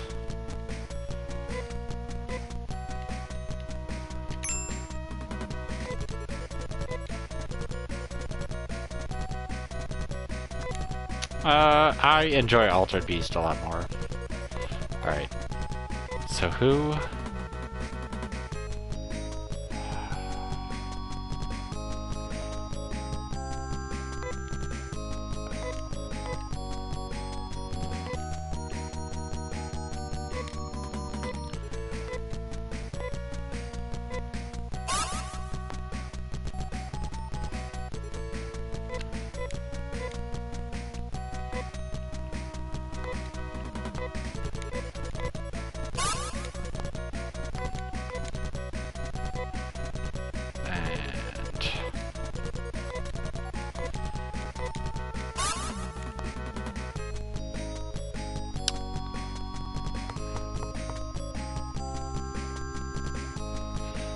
Let's see where we go from here. Considering that we have health if we need to get out. Let's see.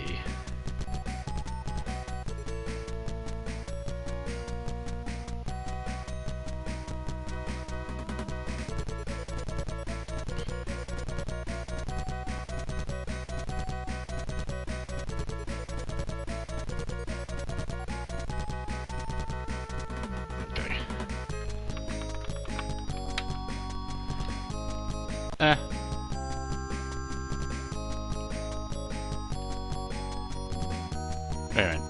No, this didn't just dump us.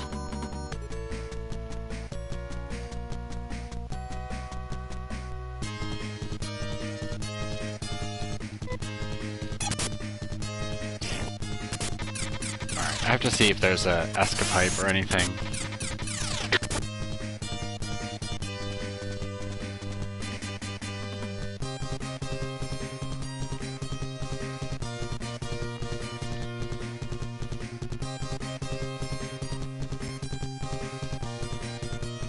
Let's see.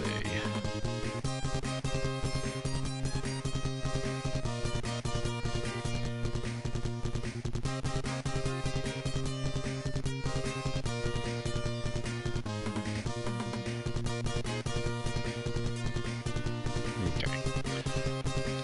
You guys could have kept fighting.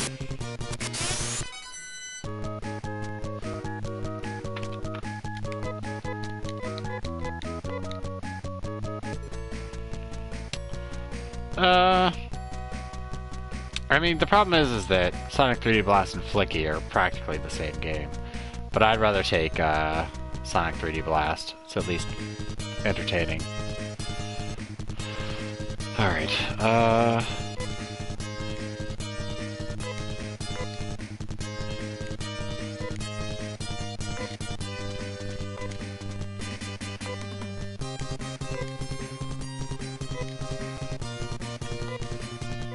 because I do not like pulsars, because I'm pretty sure they can status.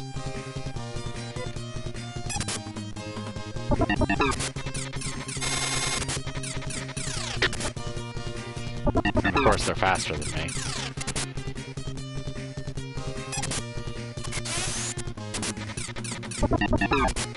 I mean, if we can stop getting into battles, we can probably get to the top. There's actually a shortcut down to get out of here. Which kind of sucks that you have to redo the dungeon, but whatever. Experience is experience in this game.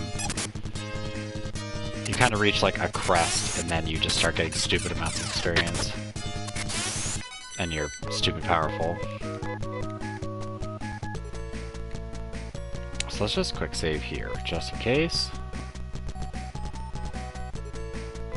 Those aren't really even close to the same games.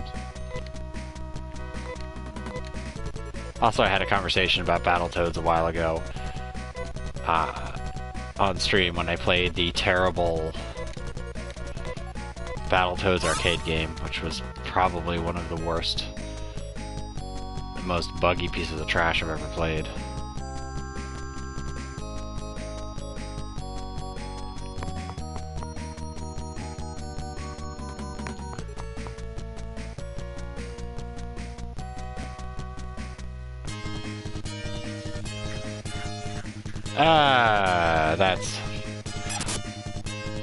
I don't really consider Comic Zone a beat-em-up.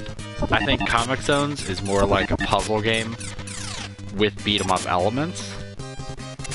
Or it's like a fighting game with strange puzzle elements. So I consider them very, very different than Battletoads. Because Battletoads, you can literally just keep pressing a button and stuff happens. Alright. Let's do this. Let's be risky.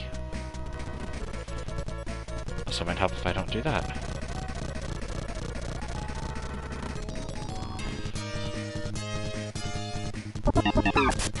Ooh, first strike. You nasty little bastards.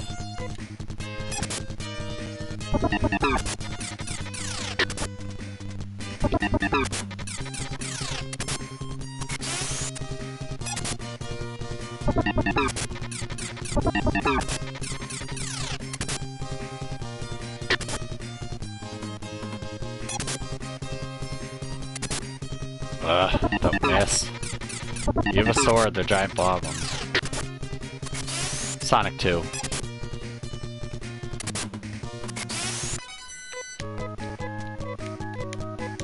Super Mario World was mediocre at best. It was just like, oh, new Nintendo system. Like, that was pretty much the deal. Do you have headgear? You didn't have headgear. Well, that should help you a lot.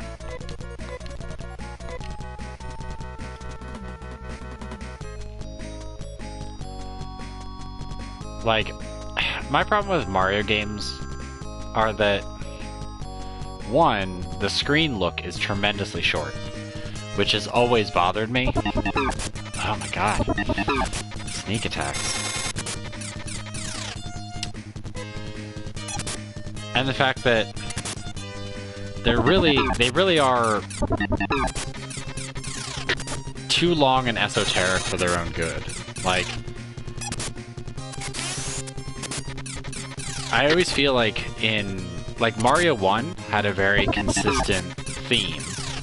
Like, you had an overworld, you had an underworld, you had a boss. Like, it was very consistent. Like a boss type level. So it was very, very consistent. But I feel like Super Mario World, there's like so much ridiculous that it takes away from the actual gameplay, and you spend more time wasted on parts of the game trying to figure out, like, well, what do I do here? Actually, you know what? Yeah, actually, free headgear was a pretty good deal. I'm not gonna lie. I don't know, especially Super Mario Bros. 3 held a fair amount of consistency. Outrun is better than F-Zero. F-Zero is trash. It's ugly trash. The only reason people liked it is because it was a racing game their grandma let them have. Oh no, you can't play dangerous games. You can play this F-Zero game. Okay, I think I have to go further to the right. No wait, because this is the second floor? And this is the upper part of the first floor.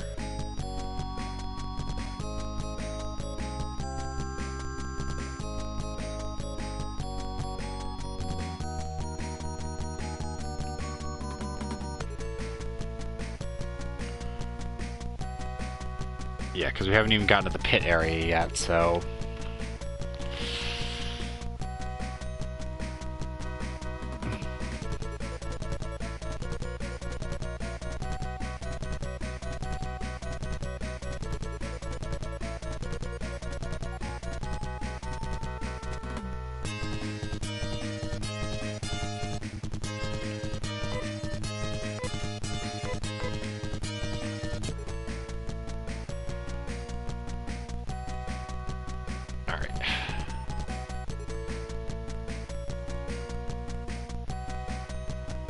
Because I think this is the area where you can do the full drop down, right?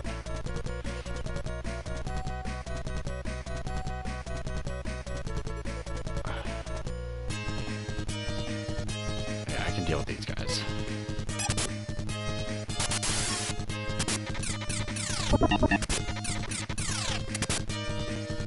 Problem is, I need to get out of here because I'm like out of magic points, out of healing items.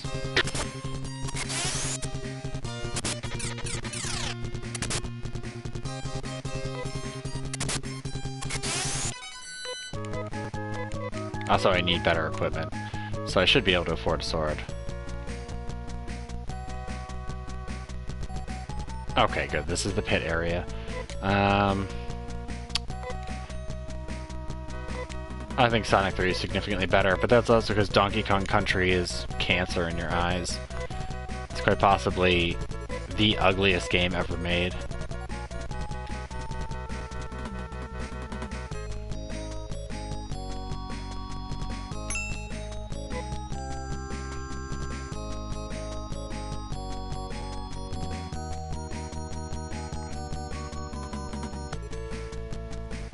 Like, I just don't know who thought that graphical style was remotely interesting. I mean, I know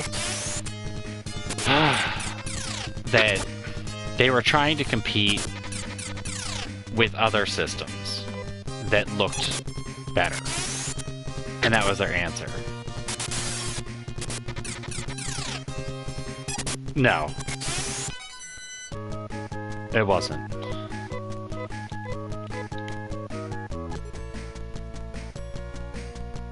People always say that, but there's actually a weird thing. That Donkey Kong is one of those games that it always annoys me because they always talk about the numbers of units sold of games, which that's a big deal. But Nintendo spent a lot of time releasing consoles and basically giveaways for Donkey Kong Country to say, oh, over 1 million sold, stuff like that. But truthfully, other than people that had promotional copies that came with the system, I don't know anybody who bought it. And the numbers for the game released outside of with console sales was really low.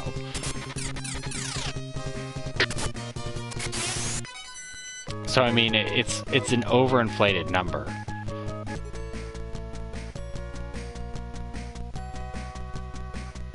And also, I mean, it's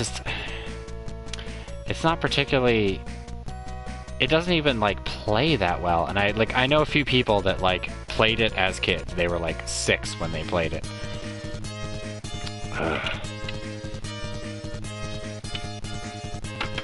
But, I mean, I understand if people had, like, a group of friends who were, for some reason, weeaboo obsessed with it, but, I mean, whole in part, it wasn't really well received. Like, usually when games come out for Nintendo systems, especially games that they spend a lot of money on, like Donkey Kong Country, they release it in, like, a specialized bundle, or say, like, oh, buy this game, get this one free, or, like, here's a special ad for it. Like, oh, here's a promotional, you know, demo of it that comes with this game. And you see it a lot with, like, kind of strange Nintendo games, where they kind of do this forcing of a game to try to make it bigger and better than it really is.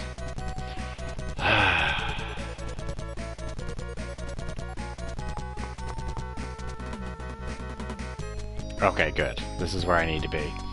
So there should be a fast way down.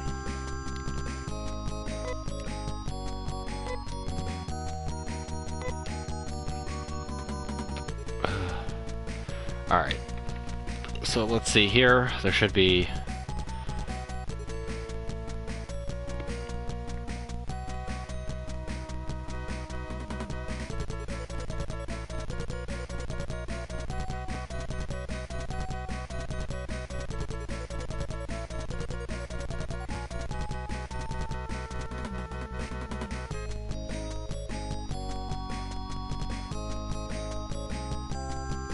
Okay, yeah.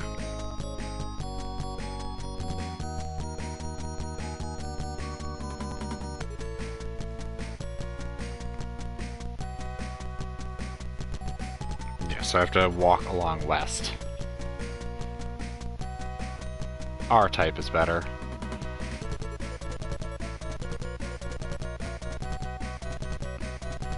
Let's see.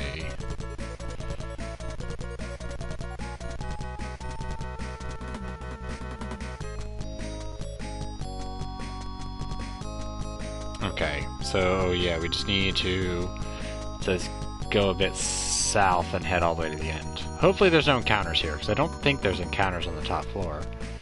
But I could be wrong. Yep, there's still encounters here. Oh, luckily they're weak. Or not, those are the upgraded wasps. This isn't good.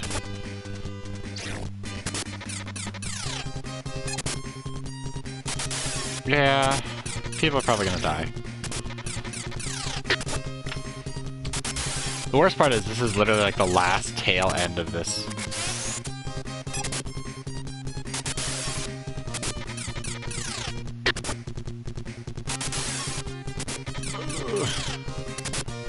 I don't really have magic points for anything.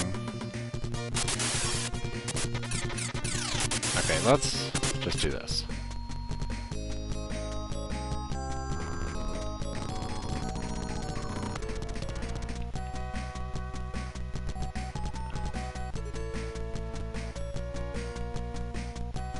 Because that's, I believe, the chest right now. That's one of the other chests.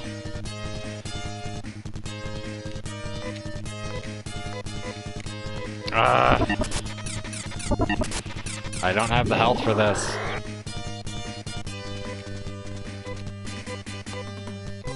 Oh, come on. There's nothing worse than that you can't run away from this battle. Oh, come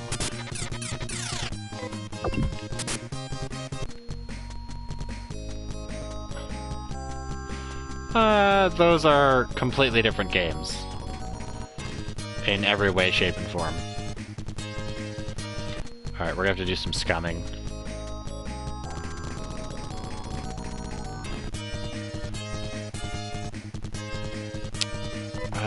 Can you run, or will you always be trapped? Yeah.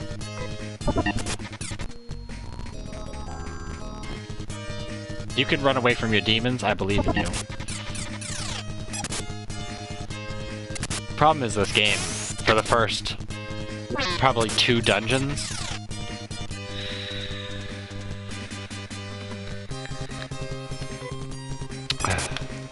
dude, you're like trying to equivocate games. It's like, which game is better? FIFA 2012 or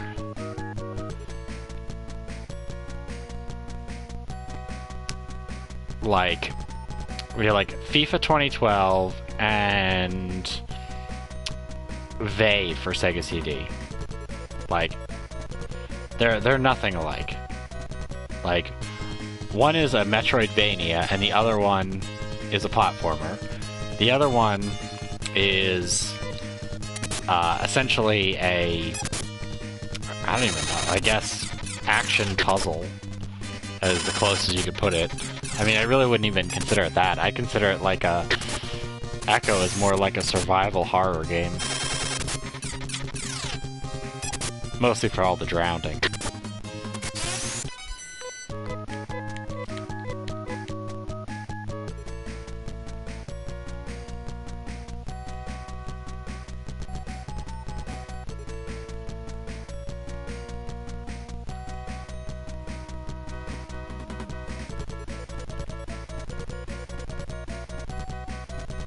Uh...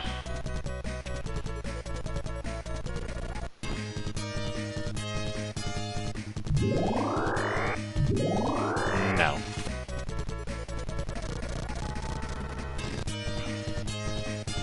I think I should be able to run away from amoebas.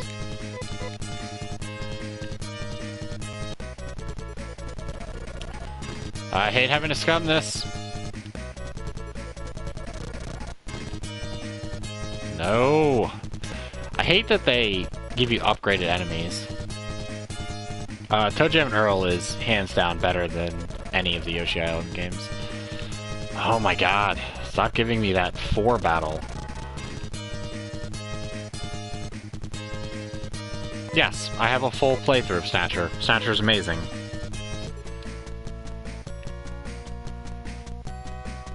Although that chess piece, the chess piece in that pocket is goddamn bullshit.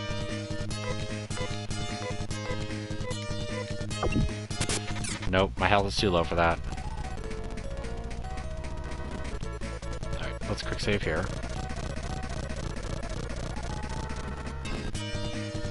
Okay, I can fight these guys.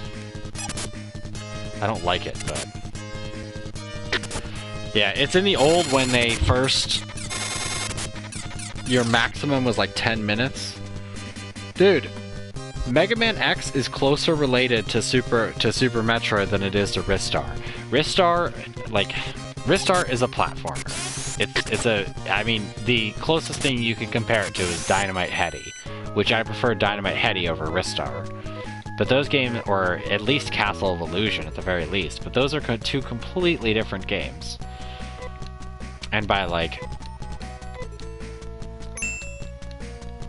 Smokey, and a letter.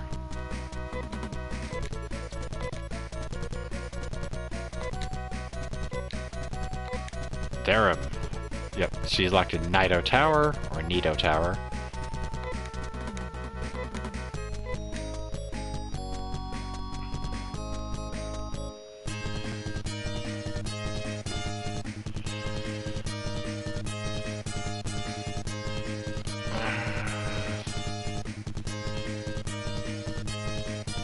Let's try fighting.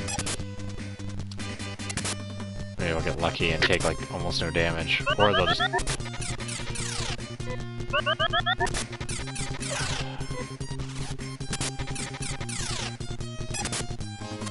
The amoebas don't do too much damage, it's just the paralyzation that's annoying.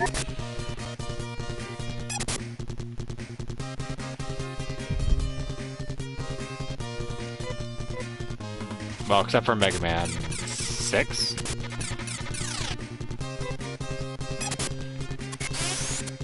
It's either 5 or 6. I want to say it's Mega Man 6 is the really Mega Man. It's probably the weakest in the series.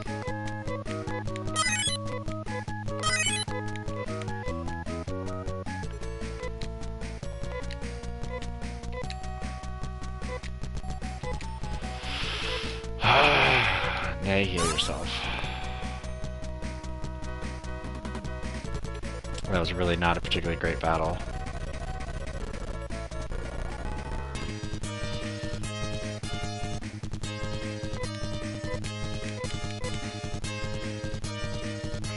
Nope.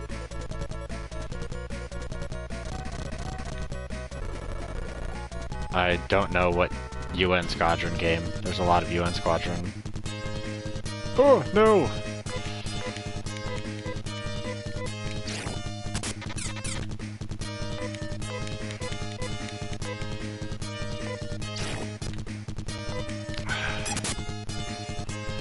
Damn it.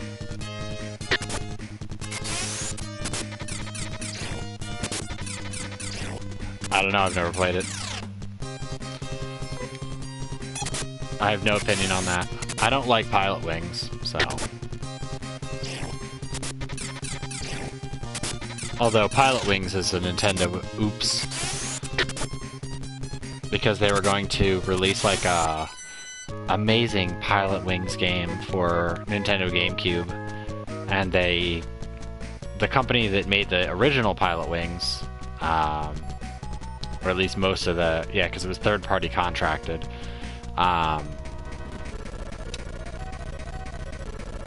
Nintendo decided that they didn't want to fund the project, but the project team in their free time spent a long time making this perfect Pilot Wings game. And they even offered it to Nintendo after they worked basically pro bono on the game. And Nintendo rejected it, so they came out with... Oh god, I don't remember what the name of the remade game is. But in essence, they...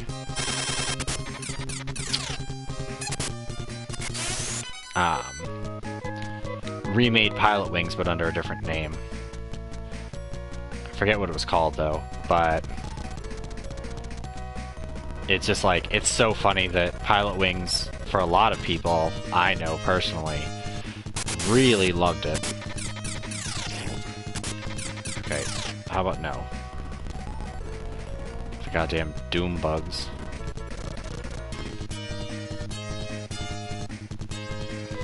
Alright, please be able to run.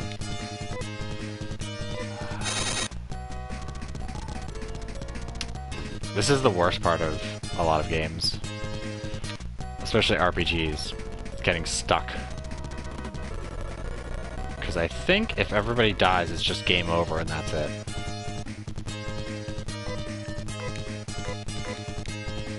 Okay, good.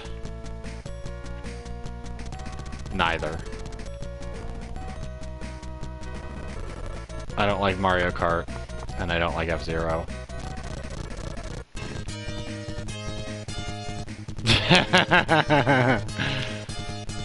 It's not worse than XCOM. Because the difference is in this, I can at least get out.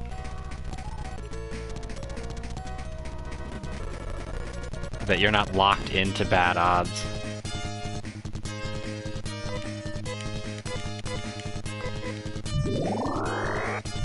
Save load, yeah.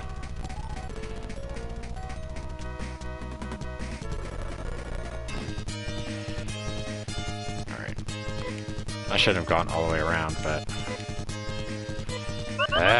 stop. I mean, normally I would take it easier in the game and be a lot more prepared.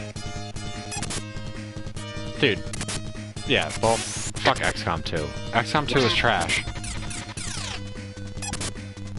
XCOM 2 is literally just... It's meant to... Like, do you like strategy games? Well, we hate you. That's pretty much the XCOM 2 motto.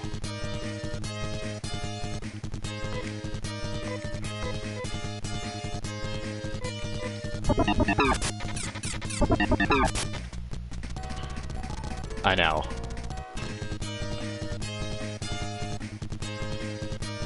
Dude, what is your obsession with Final Fantasy 3? And Chrono Trigger does, of course.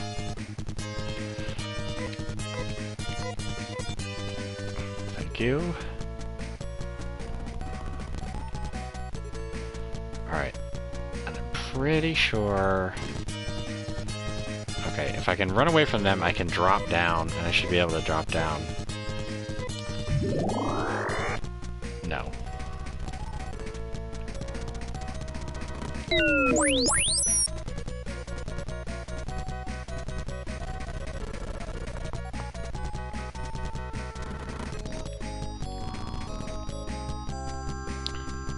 Quick save, because we're almost out.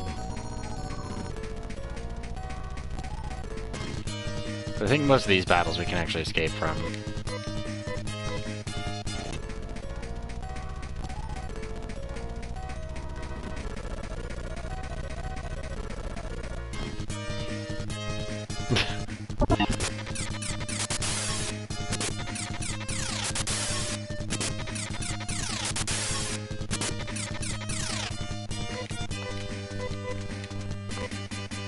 Oh, come on. Don't give me that bullshit. Nope. Nope.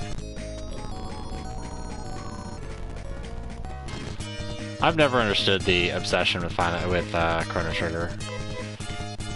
Like, it's okay. I mean...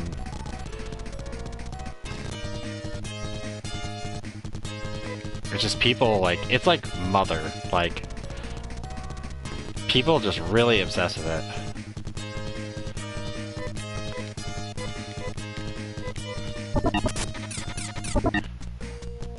I guess for me, when I played Chrono Trigger, because I got an SNES years later after I'd already played a lot of other games, and I never really understood the obsession. Like, thinking on the games I played at the time that it came out, I was like, why would I play this? Like,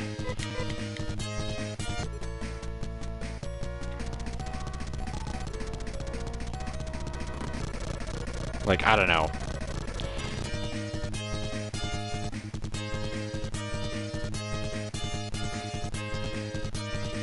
I wouldn't say it's incredible for its time. I mean, for SNES it was incredible. But beyond that, it wasn't groundbreaking or anything. I have to keep going down further.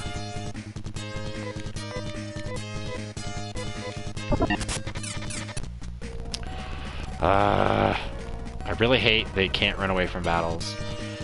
I probably can't run away from this one. I'm like right at the door. All I have to do is get around the gigantic wall.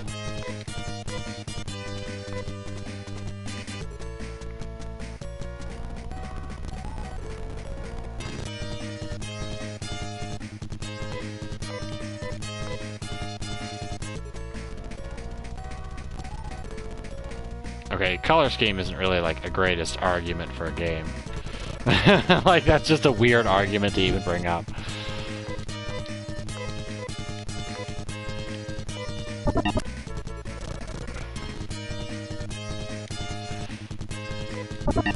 No.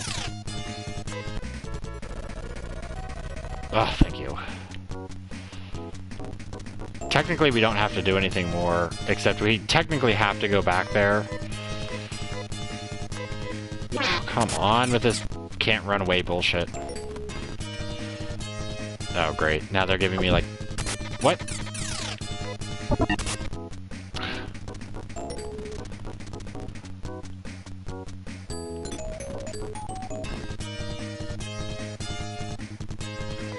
Please let me run away. Thank you.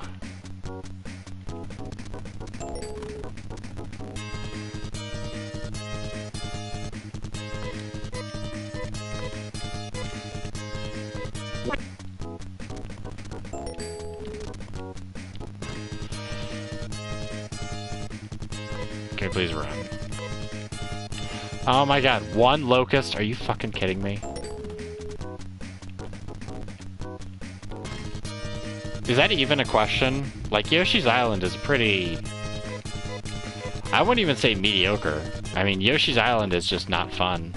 Like, I've watched people play Yoshi's Island and Yoshi Island 2, and I still don't understand why anyone would play it. Like, I've played it myself, and it's just tedious. And fucking Baby Mario, I just want to, like, destroy him. Like, I want him to die the entire game. And Mega Man X is, like, that's not even in the same category as Yoshi's Island. Yoshi's Island is, like, low to mediocre platformers, whereas Mega Man X is, like, pretty damn high up there on probably more considered like a Metroidvania style game. It's much closer to a Metroidvania. It's not really, but it's just the only thing that makes it different is that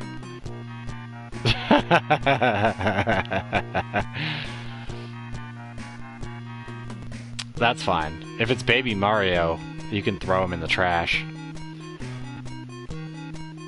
Alright. Let's go ahead and...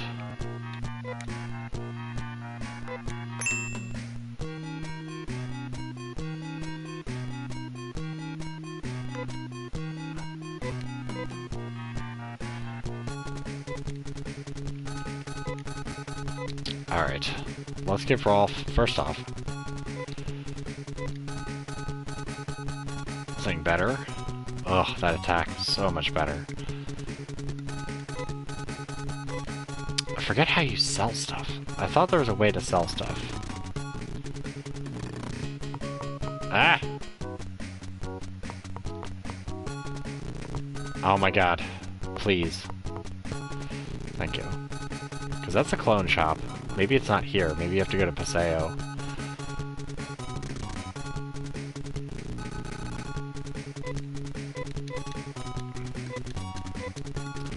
Yeah, that's a control tower. Yeah, maybe there isn't a shop.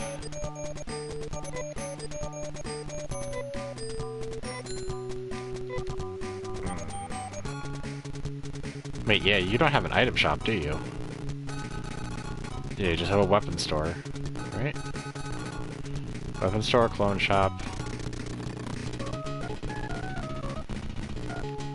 Yeah, so I have to go back to Paseo for healing items.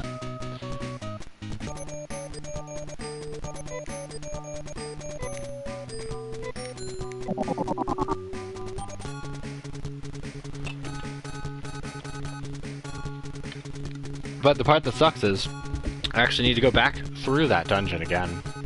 But it'll be much easier the second time. Because I actually have money.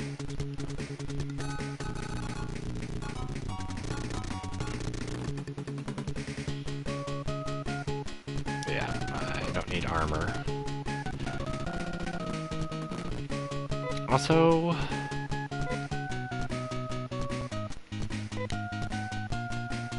you have a bow gun. Let's do this.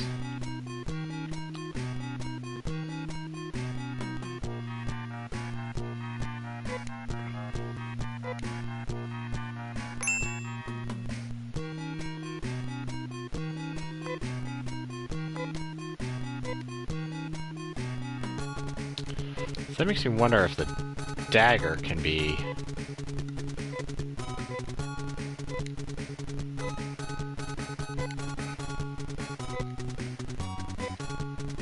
equipped.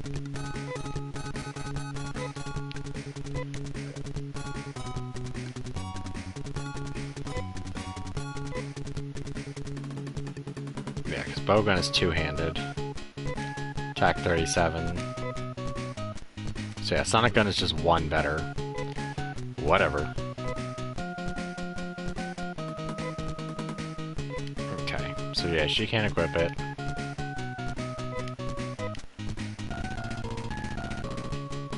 Also, is there anyone at home?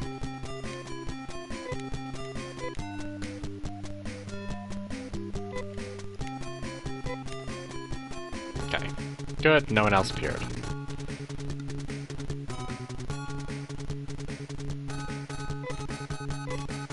And we still have money to teleport, right?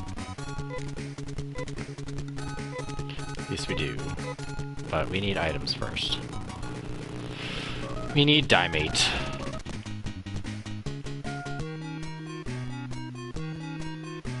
No, you're... I always get the towns mixed up.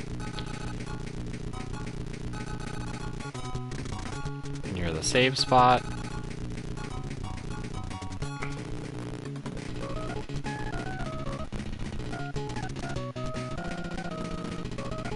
Wait a minute. There we go. Look how serious he is. Alright, let's give that to Nay. No, there's the sell option.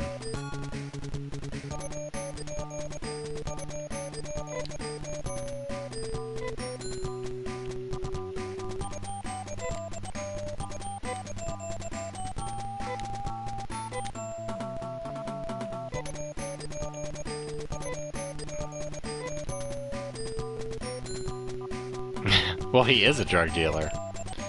He's selling me some Dimate, some Monomate.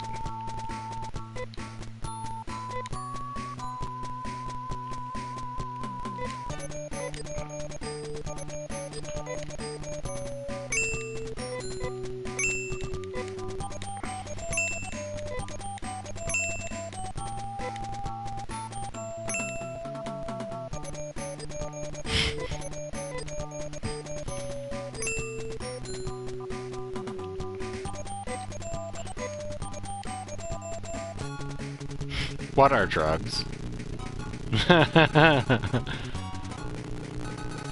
He just like, you come up, you're like, yeah, I need some healing potions, and he like taps the side of his nose, and you're just like, wait, I'm confused. And then he's like, oh, sure, yeah, would you like some aspirin? Some bandages? Then you tap the side of your nose, and he's like, oh yeah, got the finest monster extract here.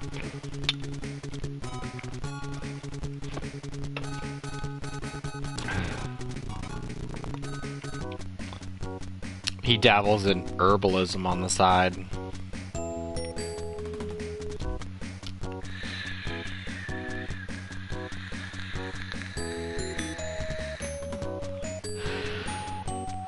He's proud because he was featured on Dr. Phil. And he was written about in Oprah magazine. So he's totally legit.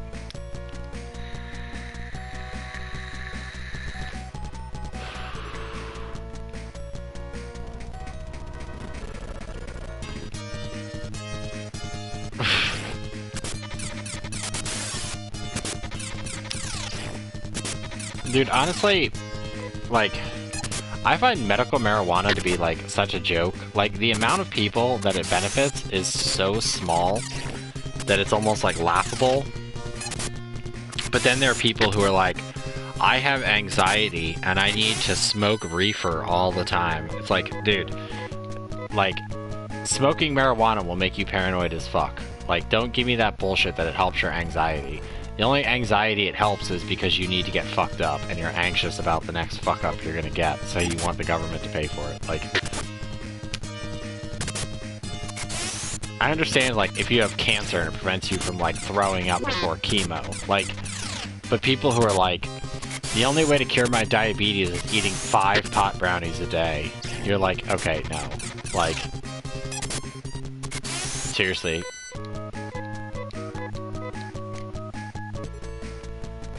Like, I just don't know why people don't just say, like, I want to smoke weed. Like, why be so dishonest? Be like, it's for people with medical conditions. Like, dude, just say you want to go toke up. Like, I like to smoke a cigarette. I like drinking Monster. I know people that like drinking alcohol regularly. But, like, if like, tobacco became banned, I wouldn't be like, think of all the medical applications of tobacco. I'd be like, no, I really want to smoke a cigarette, because that's the deal, yo.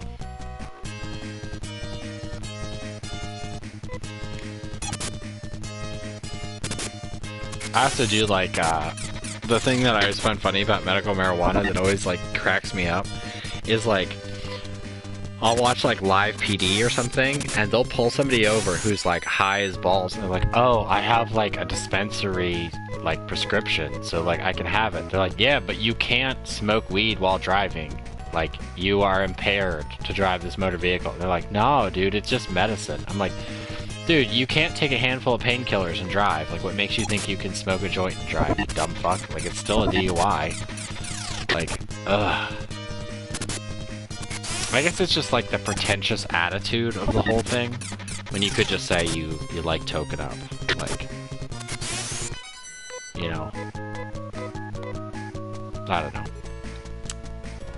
Like, I'm all for legalization of marijuana. If that's what you want to do, cool. But, like, I don't know, don't disguise it as something else, peoples.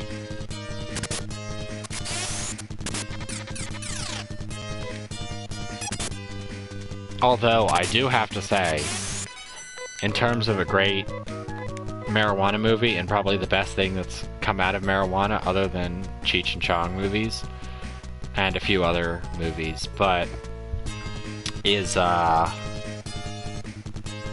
what was it? It was like not space weed. Oh my god, hold on. I gotta look this up, because it's on Amazon.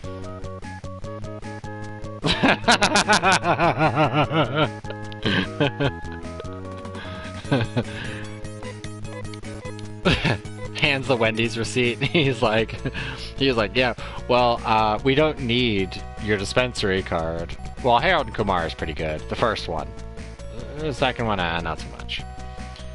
And he's like, well, that doesn't explain why you're naked and at 3 o'clock in the afternoon in a school playground. Let's see. What was it?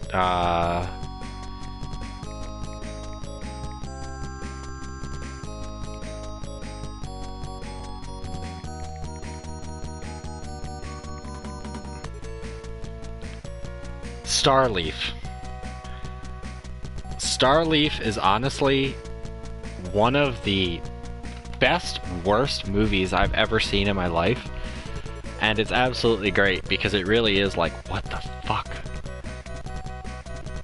And it was apparently like sponsored by a dispensary to like sell their Starleaf marijuana, which is like some special strain, which I think is hilarious. And even though I don't smoke weed anymore, I personally would, if I was like in a place where that was legal, I would smoke it just to, you know, be like, your movie was cool, so now I want to smoke your weed, just to be like, what the fuck were you on when you made this movie?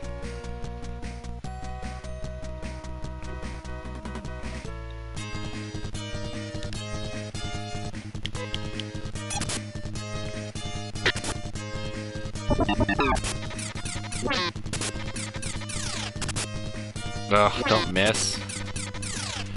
Rolf. Rolf, please. You're the, like, team's heavy hitter.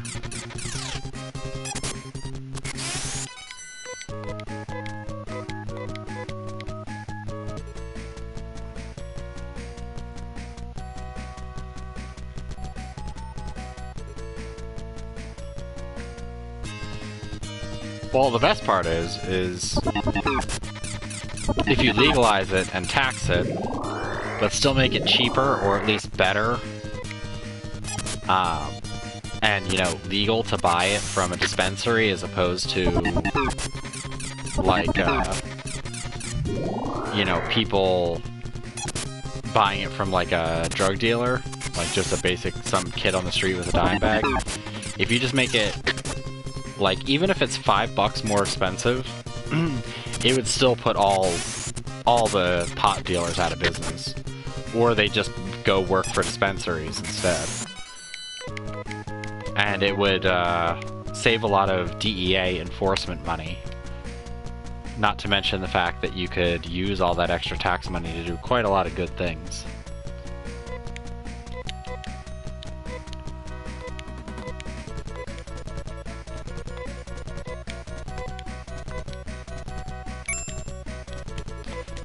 Got a hold of some dynamite.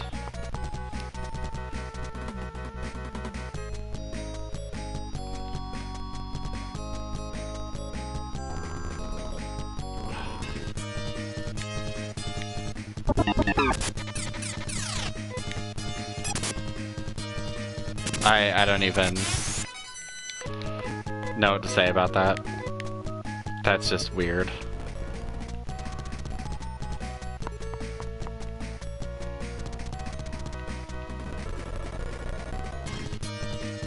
It takes all the stress out of being a mom. Like, seriously, like what are you trying to say with that?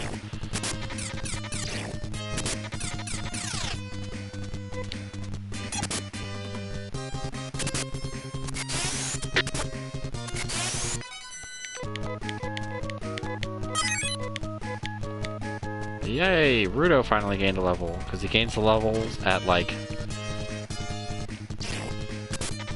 -6 of everybody else's levels.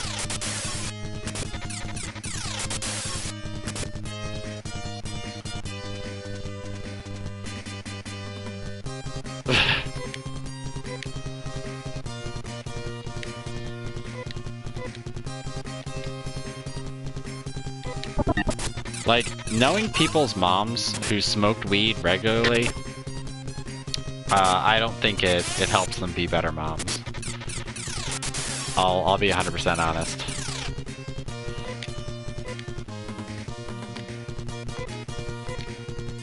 Like, I know someone whose mom is pretty much gets high and says actually kind of terrible things to her daughter. And doesn't, like, clean the house and, like, yells at her for not cleaning the house. I don't really see it as a productive thing.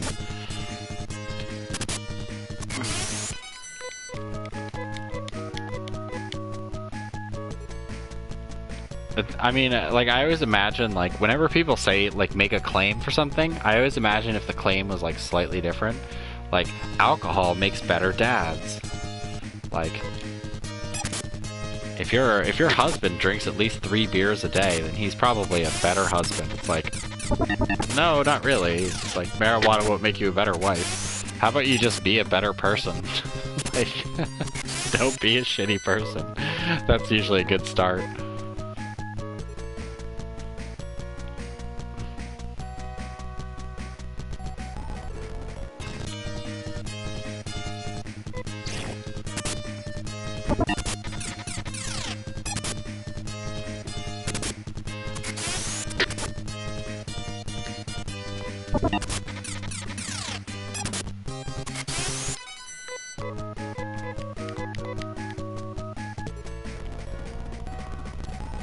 Alright, let's get out of this dungeon. We have the dynamite.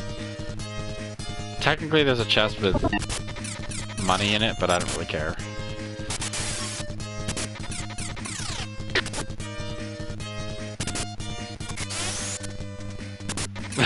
I know, I know.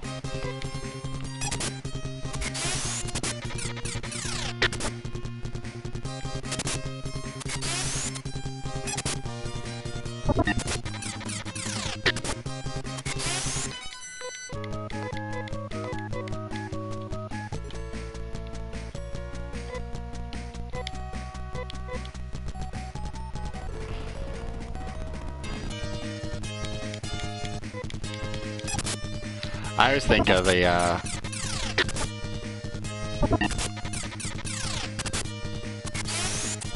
like the asking for too much. I always think of this like old Twitter meme that was, the most like nonsensical thing in the world, and person's like, you know, God damn it, like harassment again, the cops arrested my brother again for like the 4th time, you know, in the past like 6 months, like don't you know he just got out of jail? And someone posted the Jim Carrey liar liar thing with the stop breaking the law, asshole. Like the lady went on like a 7-tweet rant that's just like, people like you are everything that's wrong with the world, like you'll just accept anything. And it was just like this nonsensical rant that just went like out of control. And it's like, dude, if your brother's been in and out of jail and gets arrested like 4 times in 6 months, like, obviously he's doing something he shouldn't be doing. Like, calm thyself.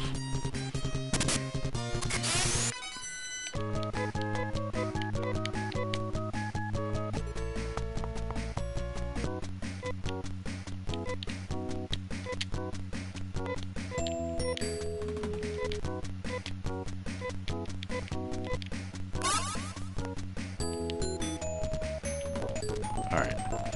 So now we go to Nido Tower, which I think is down and south across that bridge. I want to see if there's a town up there, because I think there is.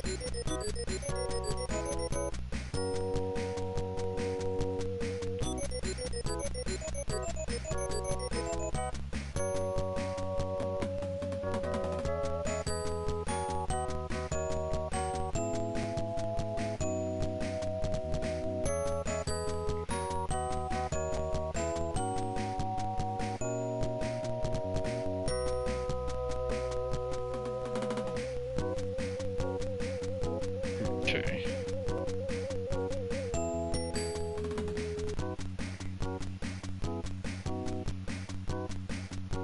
I'm seeing something. Okay, yeah. So yeah, now comes the big grind. Now, apparently the dude, was...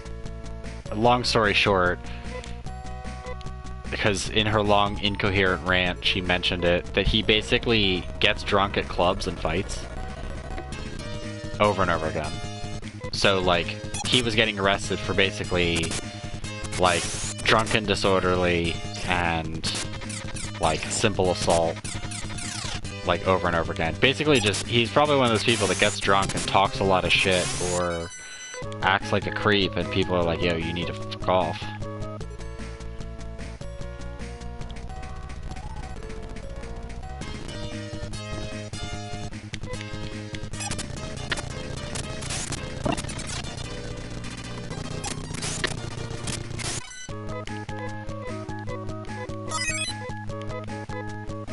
So we need to do a bit of grinding.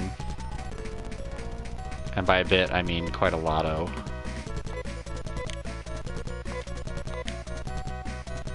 Yeah, quite a lot-o.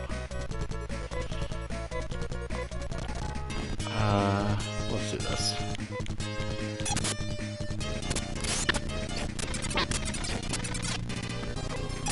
Keep fighting.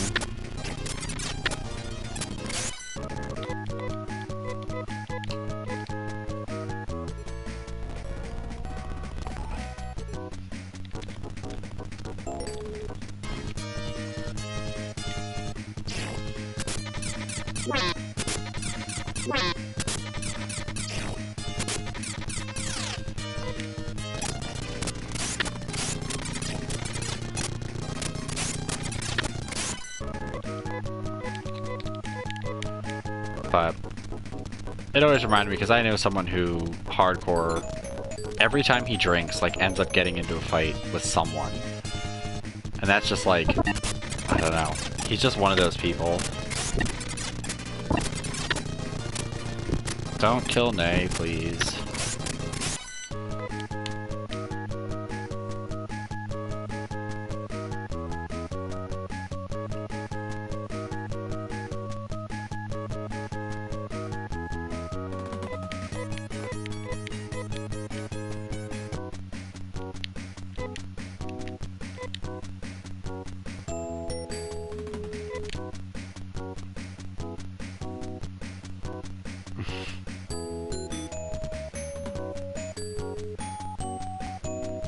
Yeah, I remember that. Because he said, like, oh, the cops had me pulled over on the side of the interstate and stuff like that. And people on Twitter and in the autism sphere researched it and found out that there was no police reports, and that even, like, the police had issued a statement because it became, like, such a big deal because they thought it was, like, some racist abuse, and it turned out to be dude was just chatting up some other girl. Oh. Well, that's almost as good as the girl who claimed that, like, a cop touched her when he, like, pulled her over. And, like, made this whole, like, rape story and all this stuff. And it turned out she was basically arrested because she was driving drunk. But she made this whole story that he, like, tried to hide her and, like, raped her and kept, like, feeling her up and all this, like, nonsense. It was just like...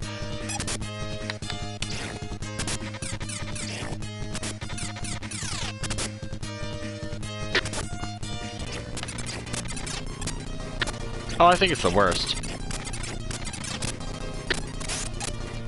I think it's just downright stupid and dangerous.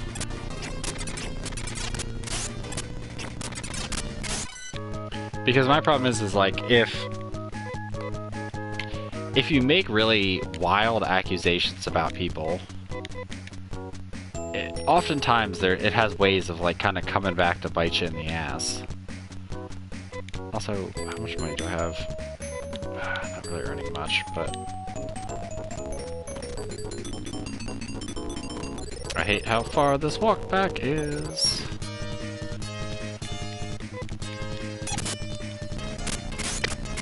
Although, admittedly, I would have done a lot more grinding earlier in the game.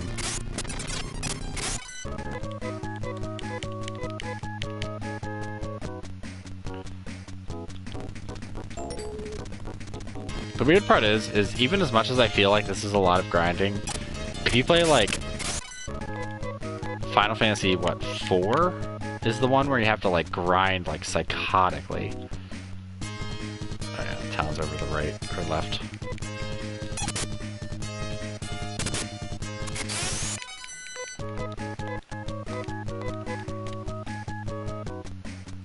Also, like, my thing is I've never understood the people who make up stories, not for, like, political gain. Like, I totally get that kind of psychosis of, like, I have to make this an issue. But I really hate the people who make stories up for absolutely no reason.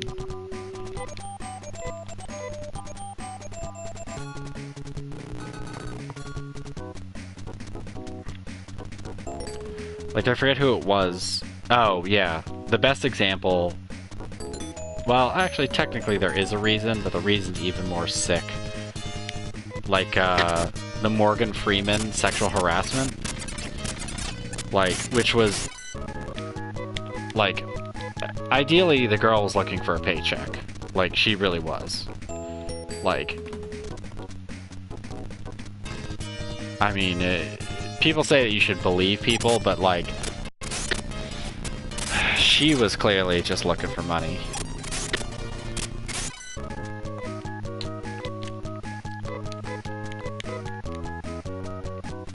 Yeah.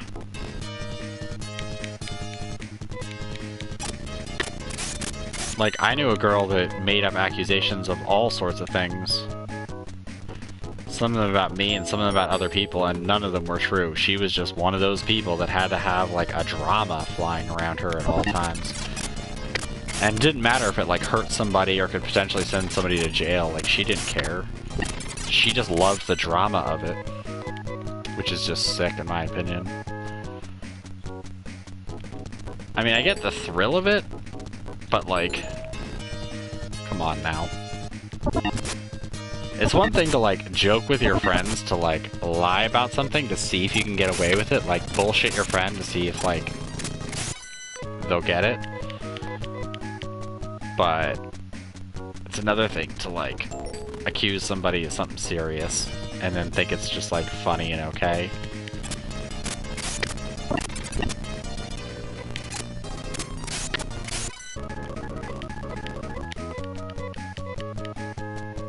Stop giving me crappy enemies.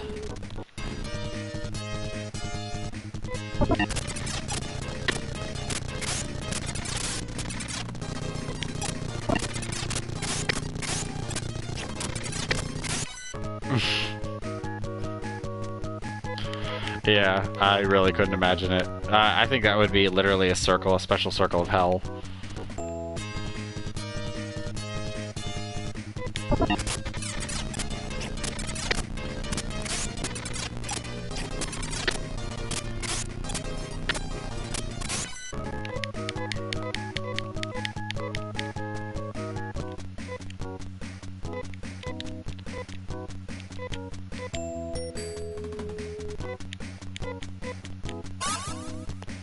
You know, it's really funny that when I was a kid, we had this whole, like,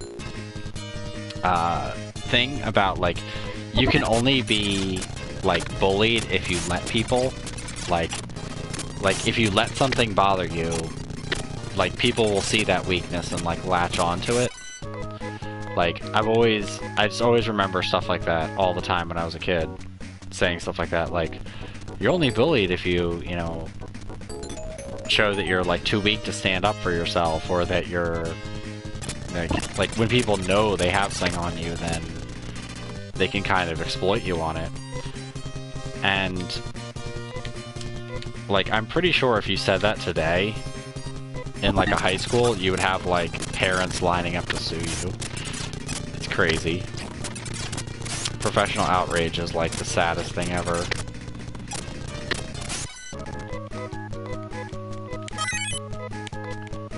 Hey, Rolf, you finally gained a level. And what tech did you learn? Hinas, which I think is evasion?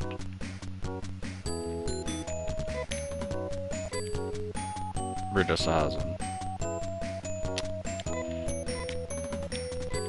Facts are racist.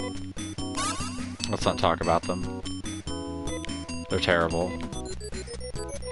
Facts hurt feelings.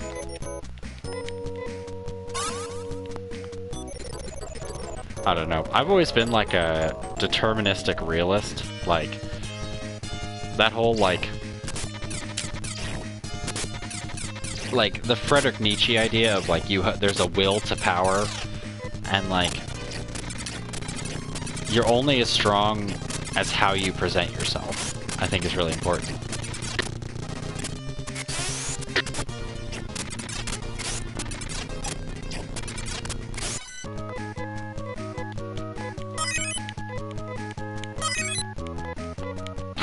They both look at game levels.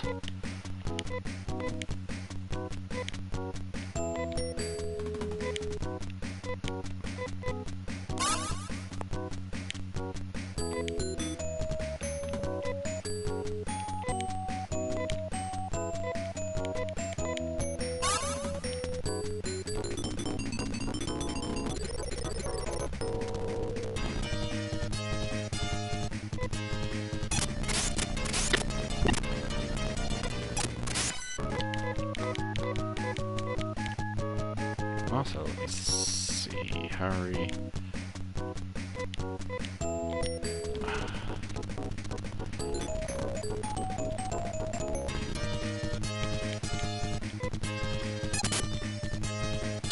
So I basically need to make what, 56,000 Meseta?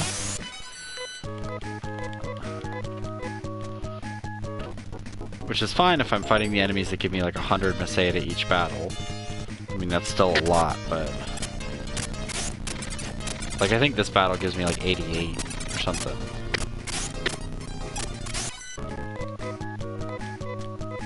Yeah, 88 Meseta. I mean, that's not too bad. So how's my health? Mostly because I need to be level 10 anyway, because... to do it. Yeah, but at least this has fast forward, so we're not watching it like... you know, in slow-mo. I don't know how people do grinding without fast forward. Like, I don't mind in stuff like Digital Devil Saga, and a few other games I don't mind it.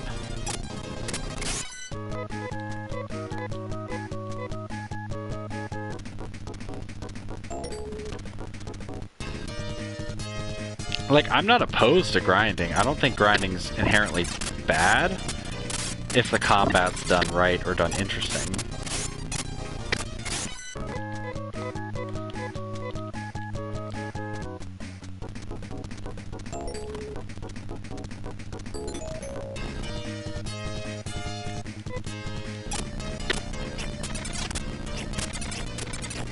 Like, the grinding I hate the most is like,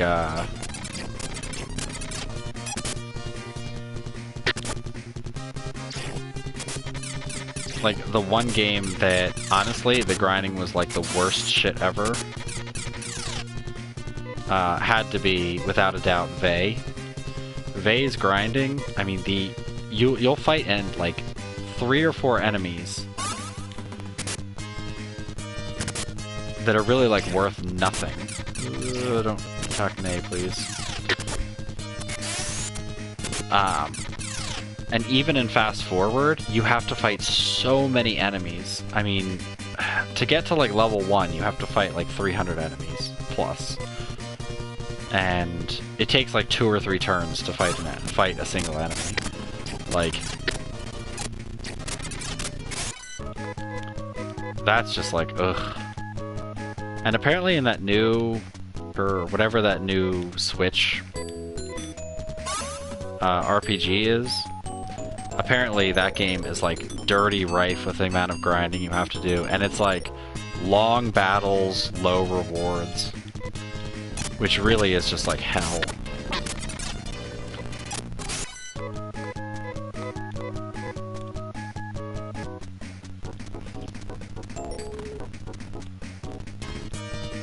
Like, here the biggest problem is that, like, the enemies jump from giving you,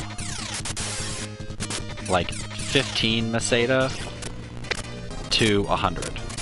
Like, this battle, if it was harder enemies, would give me 100, whereas this one's probably going to give me, like, what? Okay, 37. So 37 to 100. I mean, that's 3 times the amount of Meseta, which is just crazy.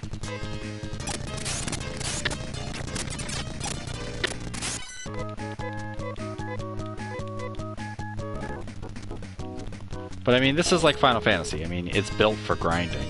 I mean, Phantasy Star 4 at least like settled down with that a little bit.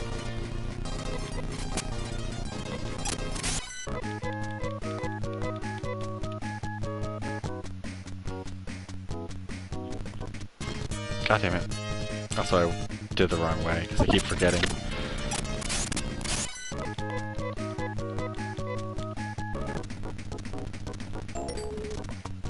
What I personally like is when games give you the ability to grind for certain things. Like, you could just grind, but as you grind, you get, like, items or other stuff you can do to essentially upgrade further. Like, either upgrade your weapon or upgrade other things. Where it's not just like you're grinding for money. Like, you get money, but you also get items that can enhance your character or enhance your weapons, or you can trade them in for experience or more money. Like, where you're consistently getting items. So basically I need 2 ceramic knives. Which kind of sucks. But, yeah. I should technically also get a second sonic gun, because he can hold 2 sonic guns, but I'd rather save up for 1 ceramic knife. So let's see something. If I do this...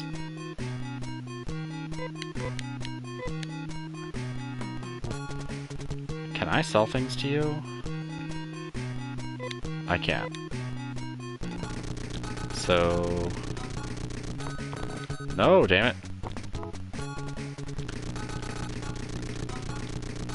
Isn't there another shop here?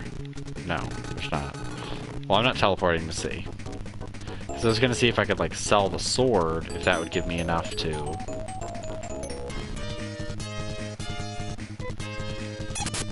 get enough for it.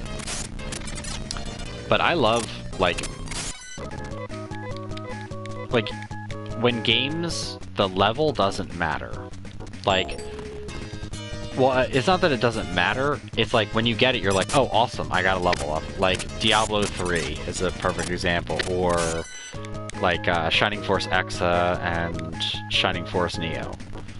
Like, those are games where, yeah, level is important, but you're not like, oh my god, I need another level up or else I'm just not going to be very good. Like, equipment matters a fair amount.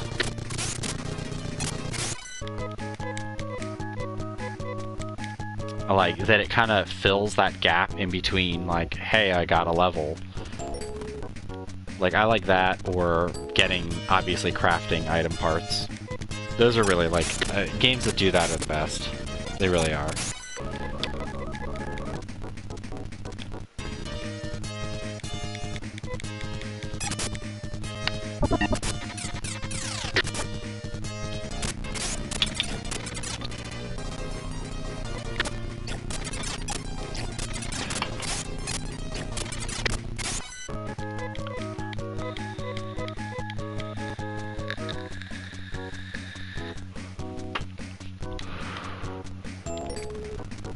Although, I also do really, really love Dragon Quest and, like, Final Fantasy, the later ones, like,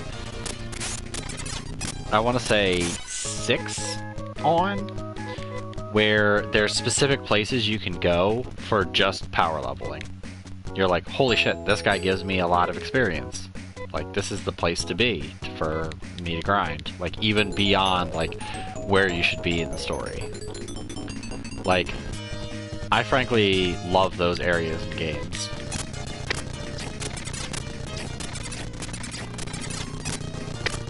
Like the metal slimes. Like, if you're gonna grind, I don't mind grinding if you're going to, like, find enemies that might give you, like, a crap ton of experience.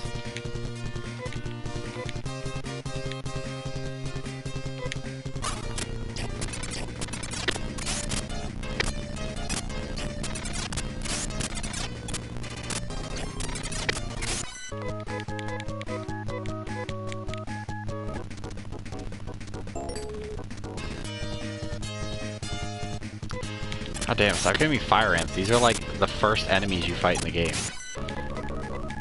Yeah, 15 Masada. That's like nothing.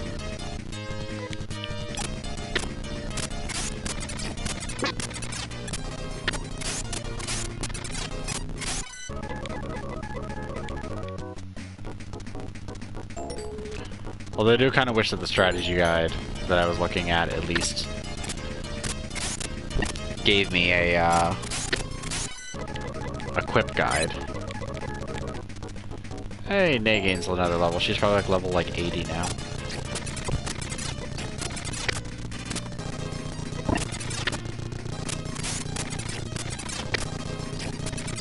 Well, this isn't good.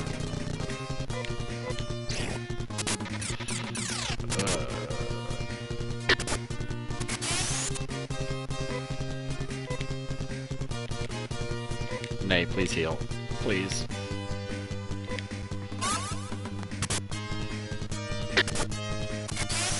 Yeah, pretty much.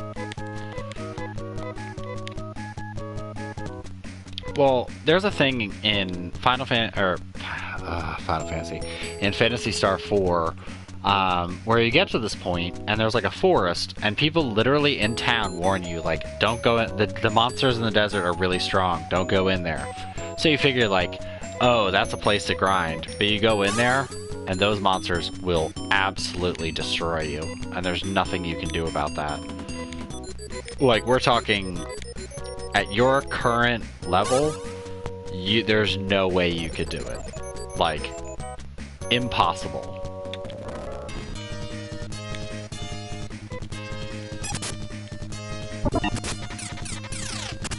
This is also one of the many reasons why I never beat Phantasy Star 2. Is because there's a lot of grinding. But I mean, this is what, like, 1987? No. I think it's a little later than that. I think it's like 1991?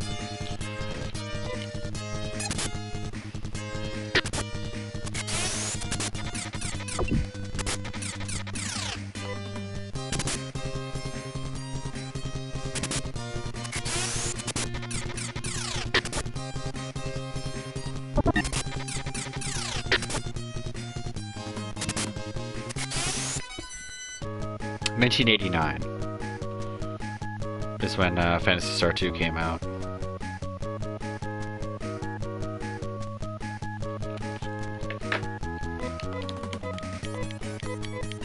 So, yeah.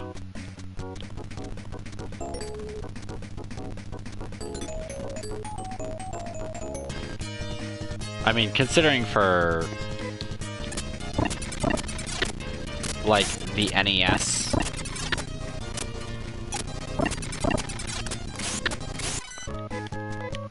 like, style RPGs, definitely grinding was the thing.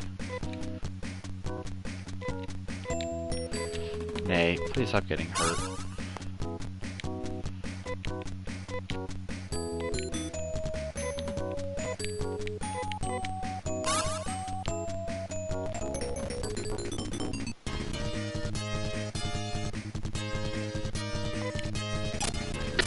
Yeah, I think it was... We bought a copy of, I think, Phantasy Star 4. It was $65 at Babbage's when I got it. Or maybe Toys R Us. Because I remember my mom buying Splatterhouse on TurboGrafx for $54.99 or something. And my mom was, like, livid. And then I beat it, like, probably 2 weeks later. And my mom was like, you already beat it? Like, ah.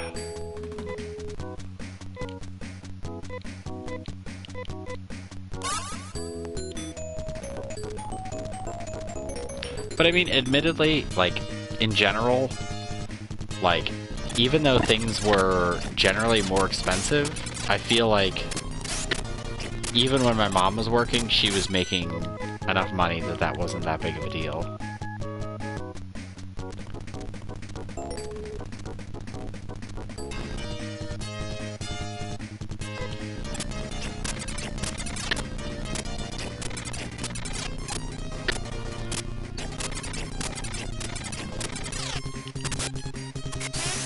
God damn, these guys hurt so bad. No, stop just hitting, like, literally they're just aiming at Nay at this point. That's what I assume.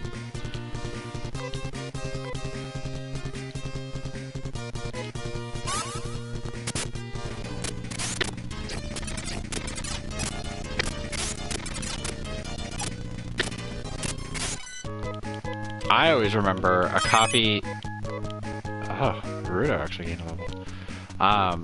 A copy of Super Mario Bros. 3 that was in Toys R Us, and I remember it explicitly, and it was $72 for the longest fucking time.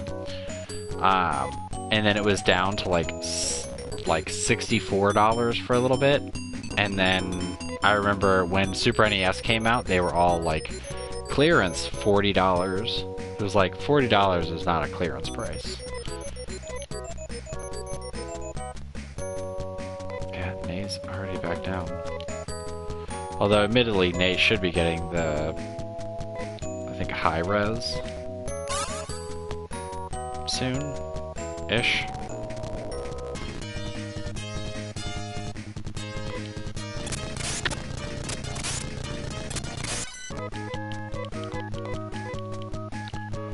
Speaking of which, I didn't look at how much money I have. Oh, yeah, I have enough money. Let's see. Yeah, Nay's almost out of...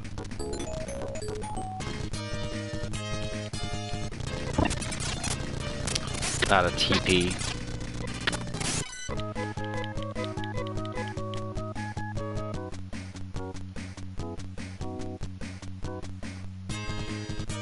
Yeah, like, at the time, like, when I was really young, we had, like, a hand-me-down Commodore 64. It wasn't so much like a hand-me-down, it was just something that, I don't know, I think, like, one of my mom's work friends, like, gave it to her, and I remember playing a few games on the Commodore.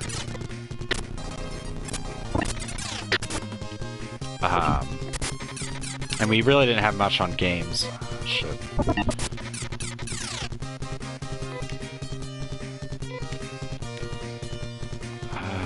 You know what?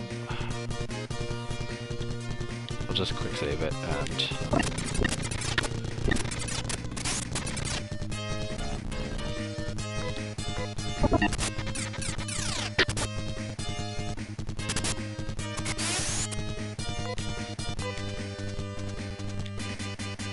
Oh.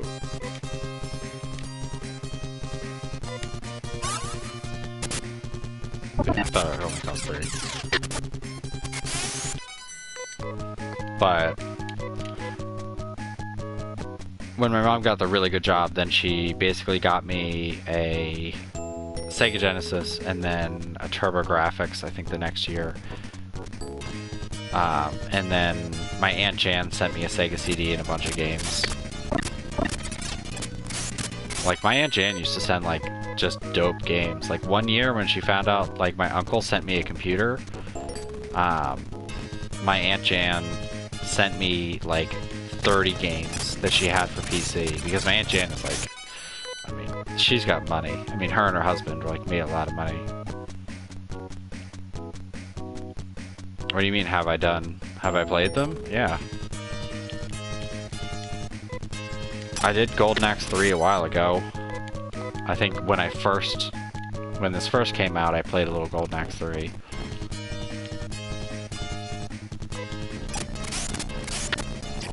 But I don't think I've ever streamed Sonic 2 because, I mean, I don't know anybody that hasn't played Sonic 2.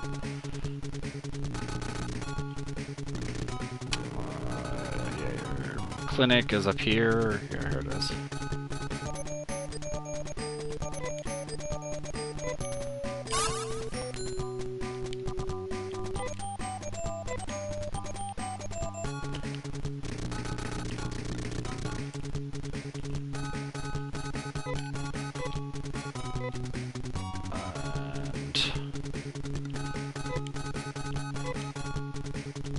Let's give it to Bruto. I mean, I don't particularly need the small key anymore. Actually, I think I need it for one more? I don't remember.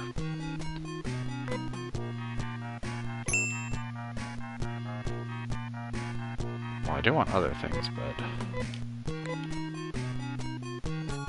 Actually...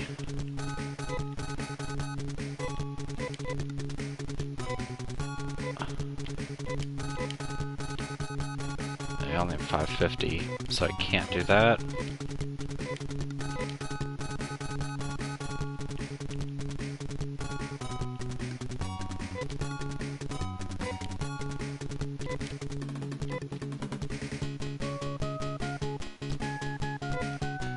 because that puts his attack up to 60, versus the sword that's technically 76 for the moment. But I think... Rude game.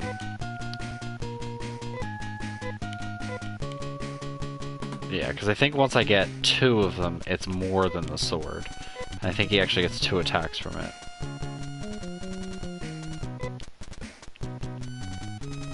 I mean, I guess technically I could equip Rudo with it for the moment.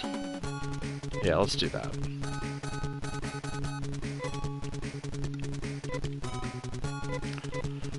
Might help if I wasn't in the equip screen.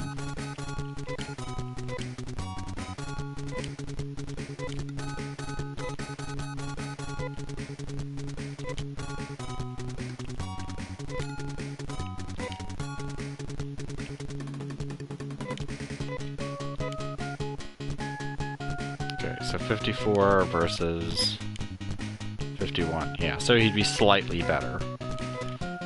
At least I'll make grinding go a little faster. Oh, actually, I can do this. There we go. I love being able to equip 2. Goddamn ahead of your time.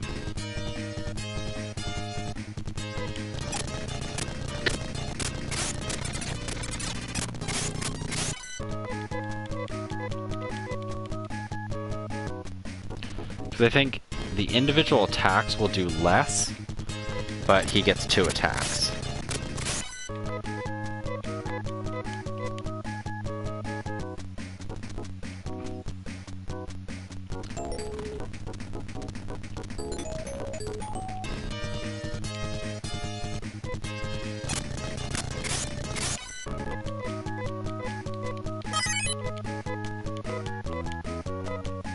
Ooh, learn a new technique. Let's see what the new technique is. Oh, baby, he finally learned Res. A little late to the party on that one, but what can you do?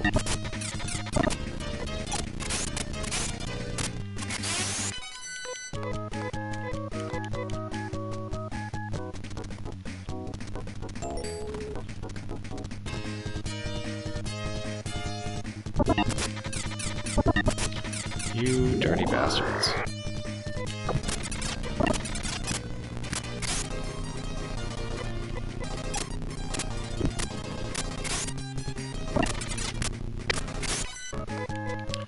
Yeah, so Rudo's pretty much doing like 7 damage, then like 16 damage. So that's a pretty damn good deal.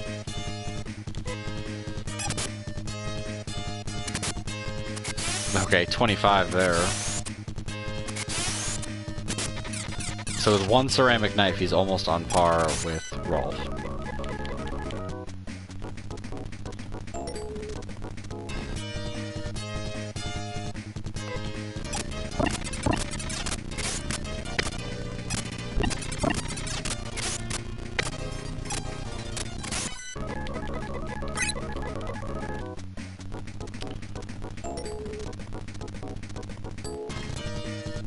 So, let me see something here.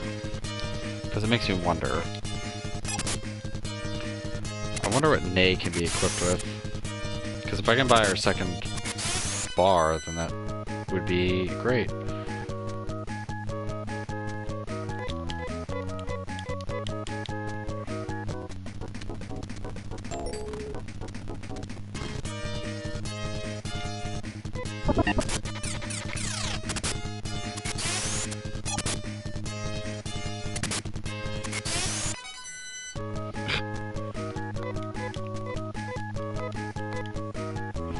Really? Someone has a Rolf solo guide.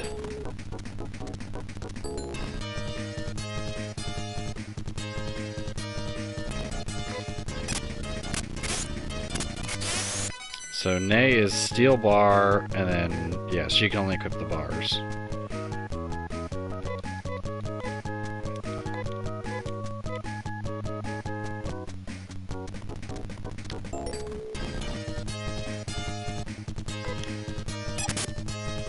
And she can do ribbons.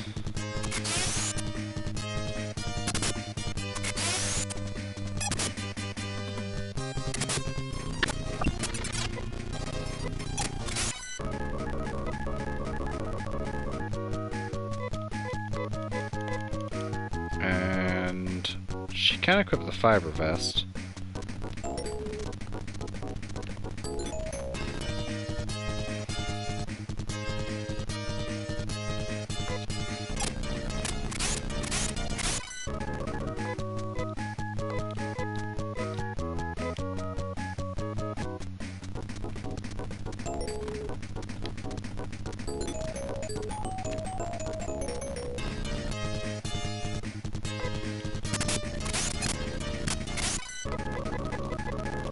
Come on, stop giving me the crap enemies.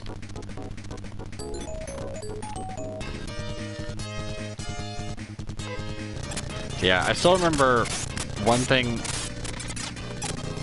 because it's unfortunate that it's like, I should probably heal, was I remember my mom bought Vey, and the biggest problem with Vey is that it was like $109, I want to say. So that's pretty damn expensive for a game, and I got it, and I really did not like it at all. At all. And I remember that, like, regret of just being like, why, like, working designs, why did you betray me?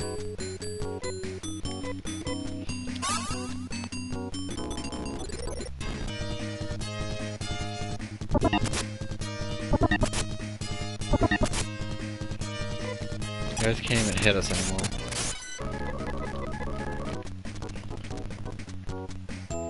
Also, yeah, Rolf's only level 8.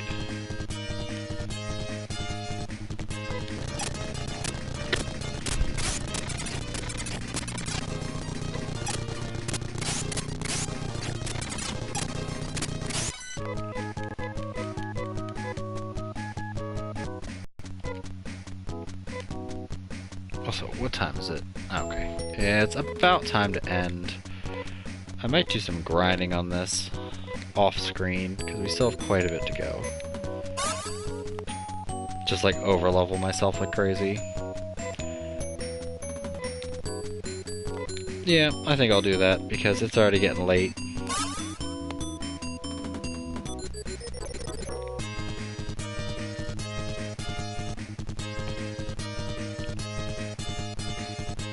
Oh yeah, that's for sure. I do like that someone actually complained, which I find quite amazing. I wonder if I actually have to save as a save place. Well, it's an adventure, and I have time.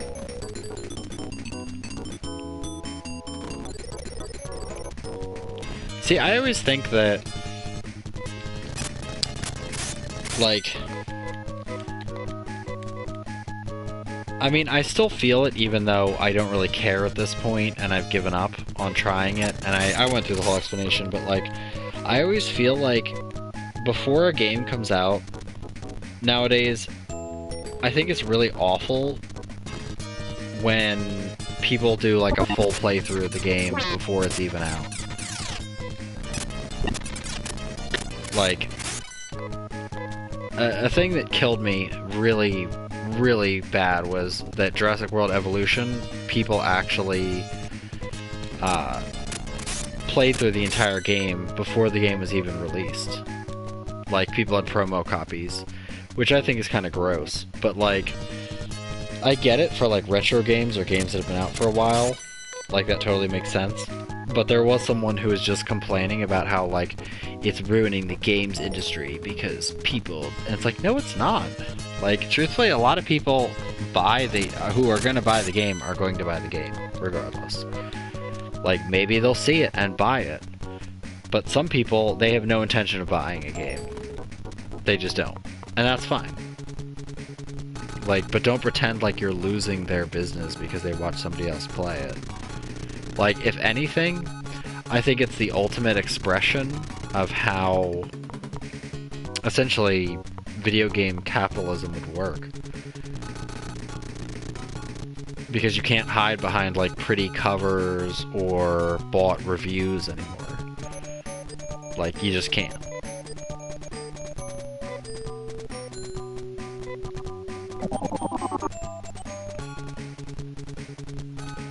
So, I don't know. It's one of those things where I always find it kind of funny when people try to make like a big stink about people watching full Let's Plays, because I've watched games that I would never play.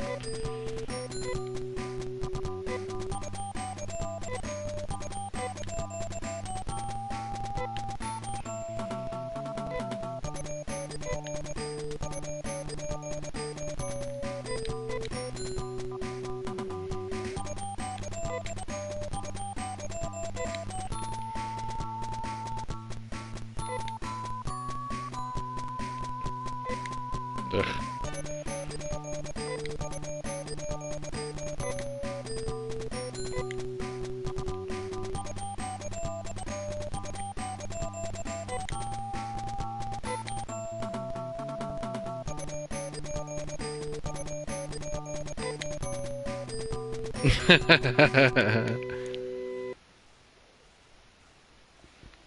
Oh, it didn't do the thing. That's weird. I would never play. Like I've played a little bit of other Final Fantasies, like early Final Fantasies, but watching All Dragon do those and like gold box games and stuff like that is stuff that I wouldn't play. Like I don't watch his XCOM because I would rather just play XCOM. Like I watch him play Terror from the Deep because I don't really like Terror from the Deep and I wouldn't play it, and I like seeing someone who's actually good at playing it. But like there are certain people that I love watching play through games that I wouldn't play, like watching LNRA play through Bart's Nightmare on Game Boy was just like are you serious? But I don't know. I mean, I agree with like games that are too long. Like I usually watch probably like an hour and a half of a game before I go to sleep. Like I used to like binge watch playlists of stuff because it would help me fall asleep. Like I most of the time I watch like maybe 2 or 3 episodes of Stellaris and just pass out. Yeah, No Man's Sky is definitely a game to watch. I honestly like to be truthful, I don't regret purchasing it, but I can't recommend it. I really can't. Like there is an absolute stagnation of any consistency in the game. And I find it really hard when if you're making an open world game, the most important part is to have that open world at least remotely fleshed out. Like you can't just have so many dead zones of just nothing. Like why procedurally generate a whole world if that whole world has no buildings, minimal materials, not interesting visuals. It's unappealing. Like why even bother? Like why bother? And uh, it's not just like a fluke of the algorithm or anything, but if you're going to make a game that's like massive, you have to be prepared for massive amounts of content. And out of all the massive games that I've played, like you could play something massive like, Torchlight or Diablo or something like that. That's generally pretty massive in terms of its. Well, Diablo isn't massive. Diablo's tiny, but like even a massive game like Dark Cloud, there's content packed all over the place. Even if it's repetitive, at least there's like actual gameplay content, like a drive to push you further. But No Man's Sky is the antithesis of driving you further, because like even though I beat the like when I first played it, I was like, you know what, I'm gonna beat the story. Like I'm really irritated at this game, but I'm gonna sit down, I'm gonna put my mind to it and beat it. And I beat it, and I was actually more disappointed by beating it than I was in not knowing. And then like with the updates, I figured out how they work, and then that's it. And then No Man's Sky next is just a broken mess. And as much as they talk about how like all these games that Hello Games like made wonderful, like Joe Dangerous, like I've never even heard of Joe Dangerous, like other than like a free PlayStation Plus giveaway. Like I just like I've wanted to defend it for so long because it has a lot of beautiful things and a lot of things that are really nice. It's just made by people that don't know how to craft a story or make something intriguing for like an actual content or to like get other people to play together. Like I would rather play Stardew Valley with someone else than play No Man's Sky with someone else. And like I feel bad because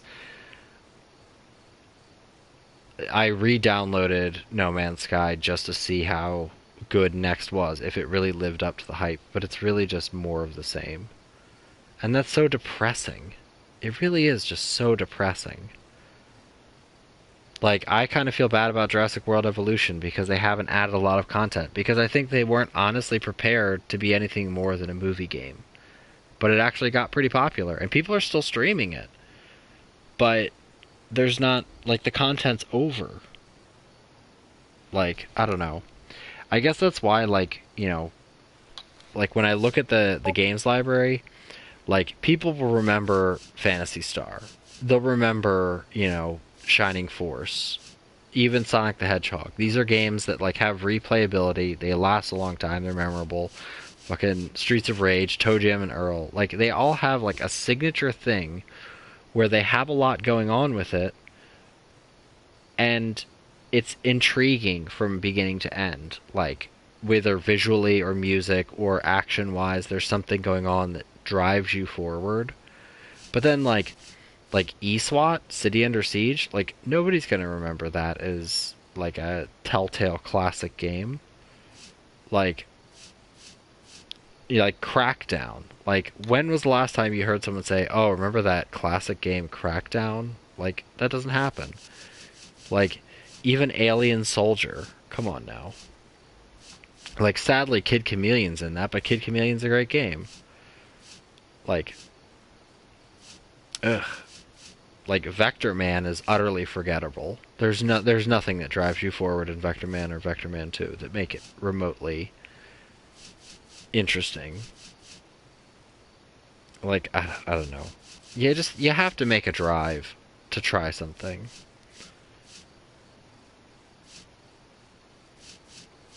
And I don't know. I just feel like No Man's Sky is a lot of half-assedness.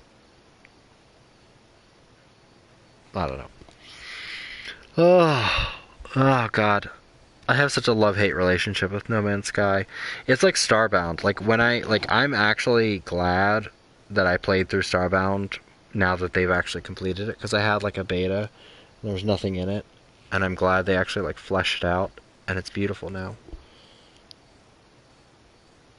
But I don't know. It's like if Dynasty Warriors had no plot. Like Dynasty Warriors would probably be the worst game ever made if there was no plot, no interest in the characters, like and there were like no generals and combats and stuff like that. Like I feel like a lot of games would suffer like because they don't have that one thing. But like a game like Dynasty Warriors, which is repetitive garbage at the end of the day, is digestible because there's characters and intrigue and things are a little bit different, and it drives you forward to like make your character better or see how crazy the next battle will get and stuff like that. Like I don't know. I forget what they call it, but they call it something in when my wife was taking video game courses. Flow. Like you have to have a flow of a game to like push the player forward, to like ramp up the action, make it more skillful, or make other things happen. And a lot of games they just put like a brick wall or a dam in the way. Like Destiny. Destiny is a perfect example of like constant brick walls and paywalls before you can like get to the next hurdle. And even the next hurdle isn't even worth it. So it's like oh, I finally got over this hump for like +2 damage. Like wow, thanks. Thanks for nothing. I don't know. It's despicable. Ugh. Okay, rant over. I'm going to bed. I'm tired. I need to mow the lawn tomorrow, and my tooth hurts. But I'll continue more Phantasy Star tomorrow. I'll try to finish Phantasy Star 2. I might just do like 2 and 4, but I kind of want to do 3. We'll see how it goes. I mean, Phantasy Star 2 is not that long. It's just the grinding that's in the way. So during the day, I might just grind for like 2 hours just to get it up there. But I will see you later.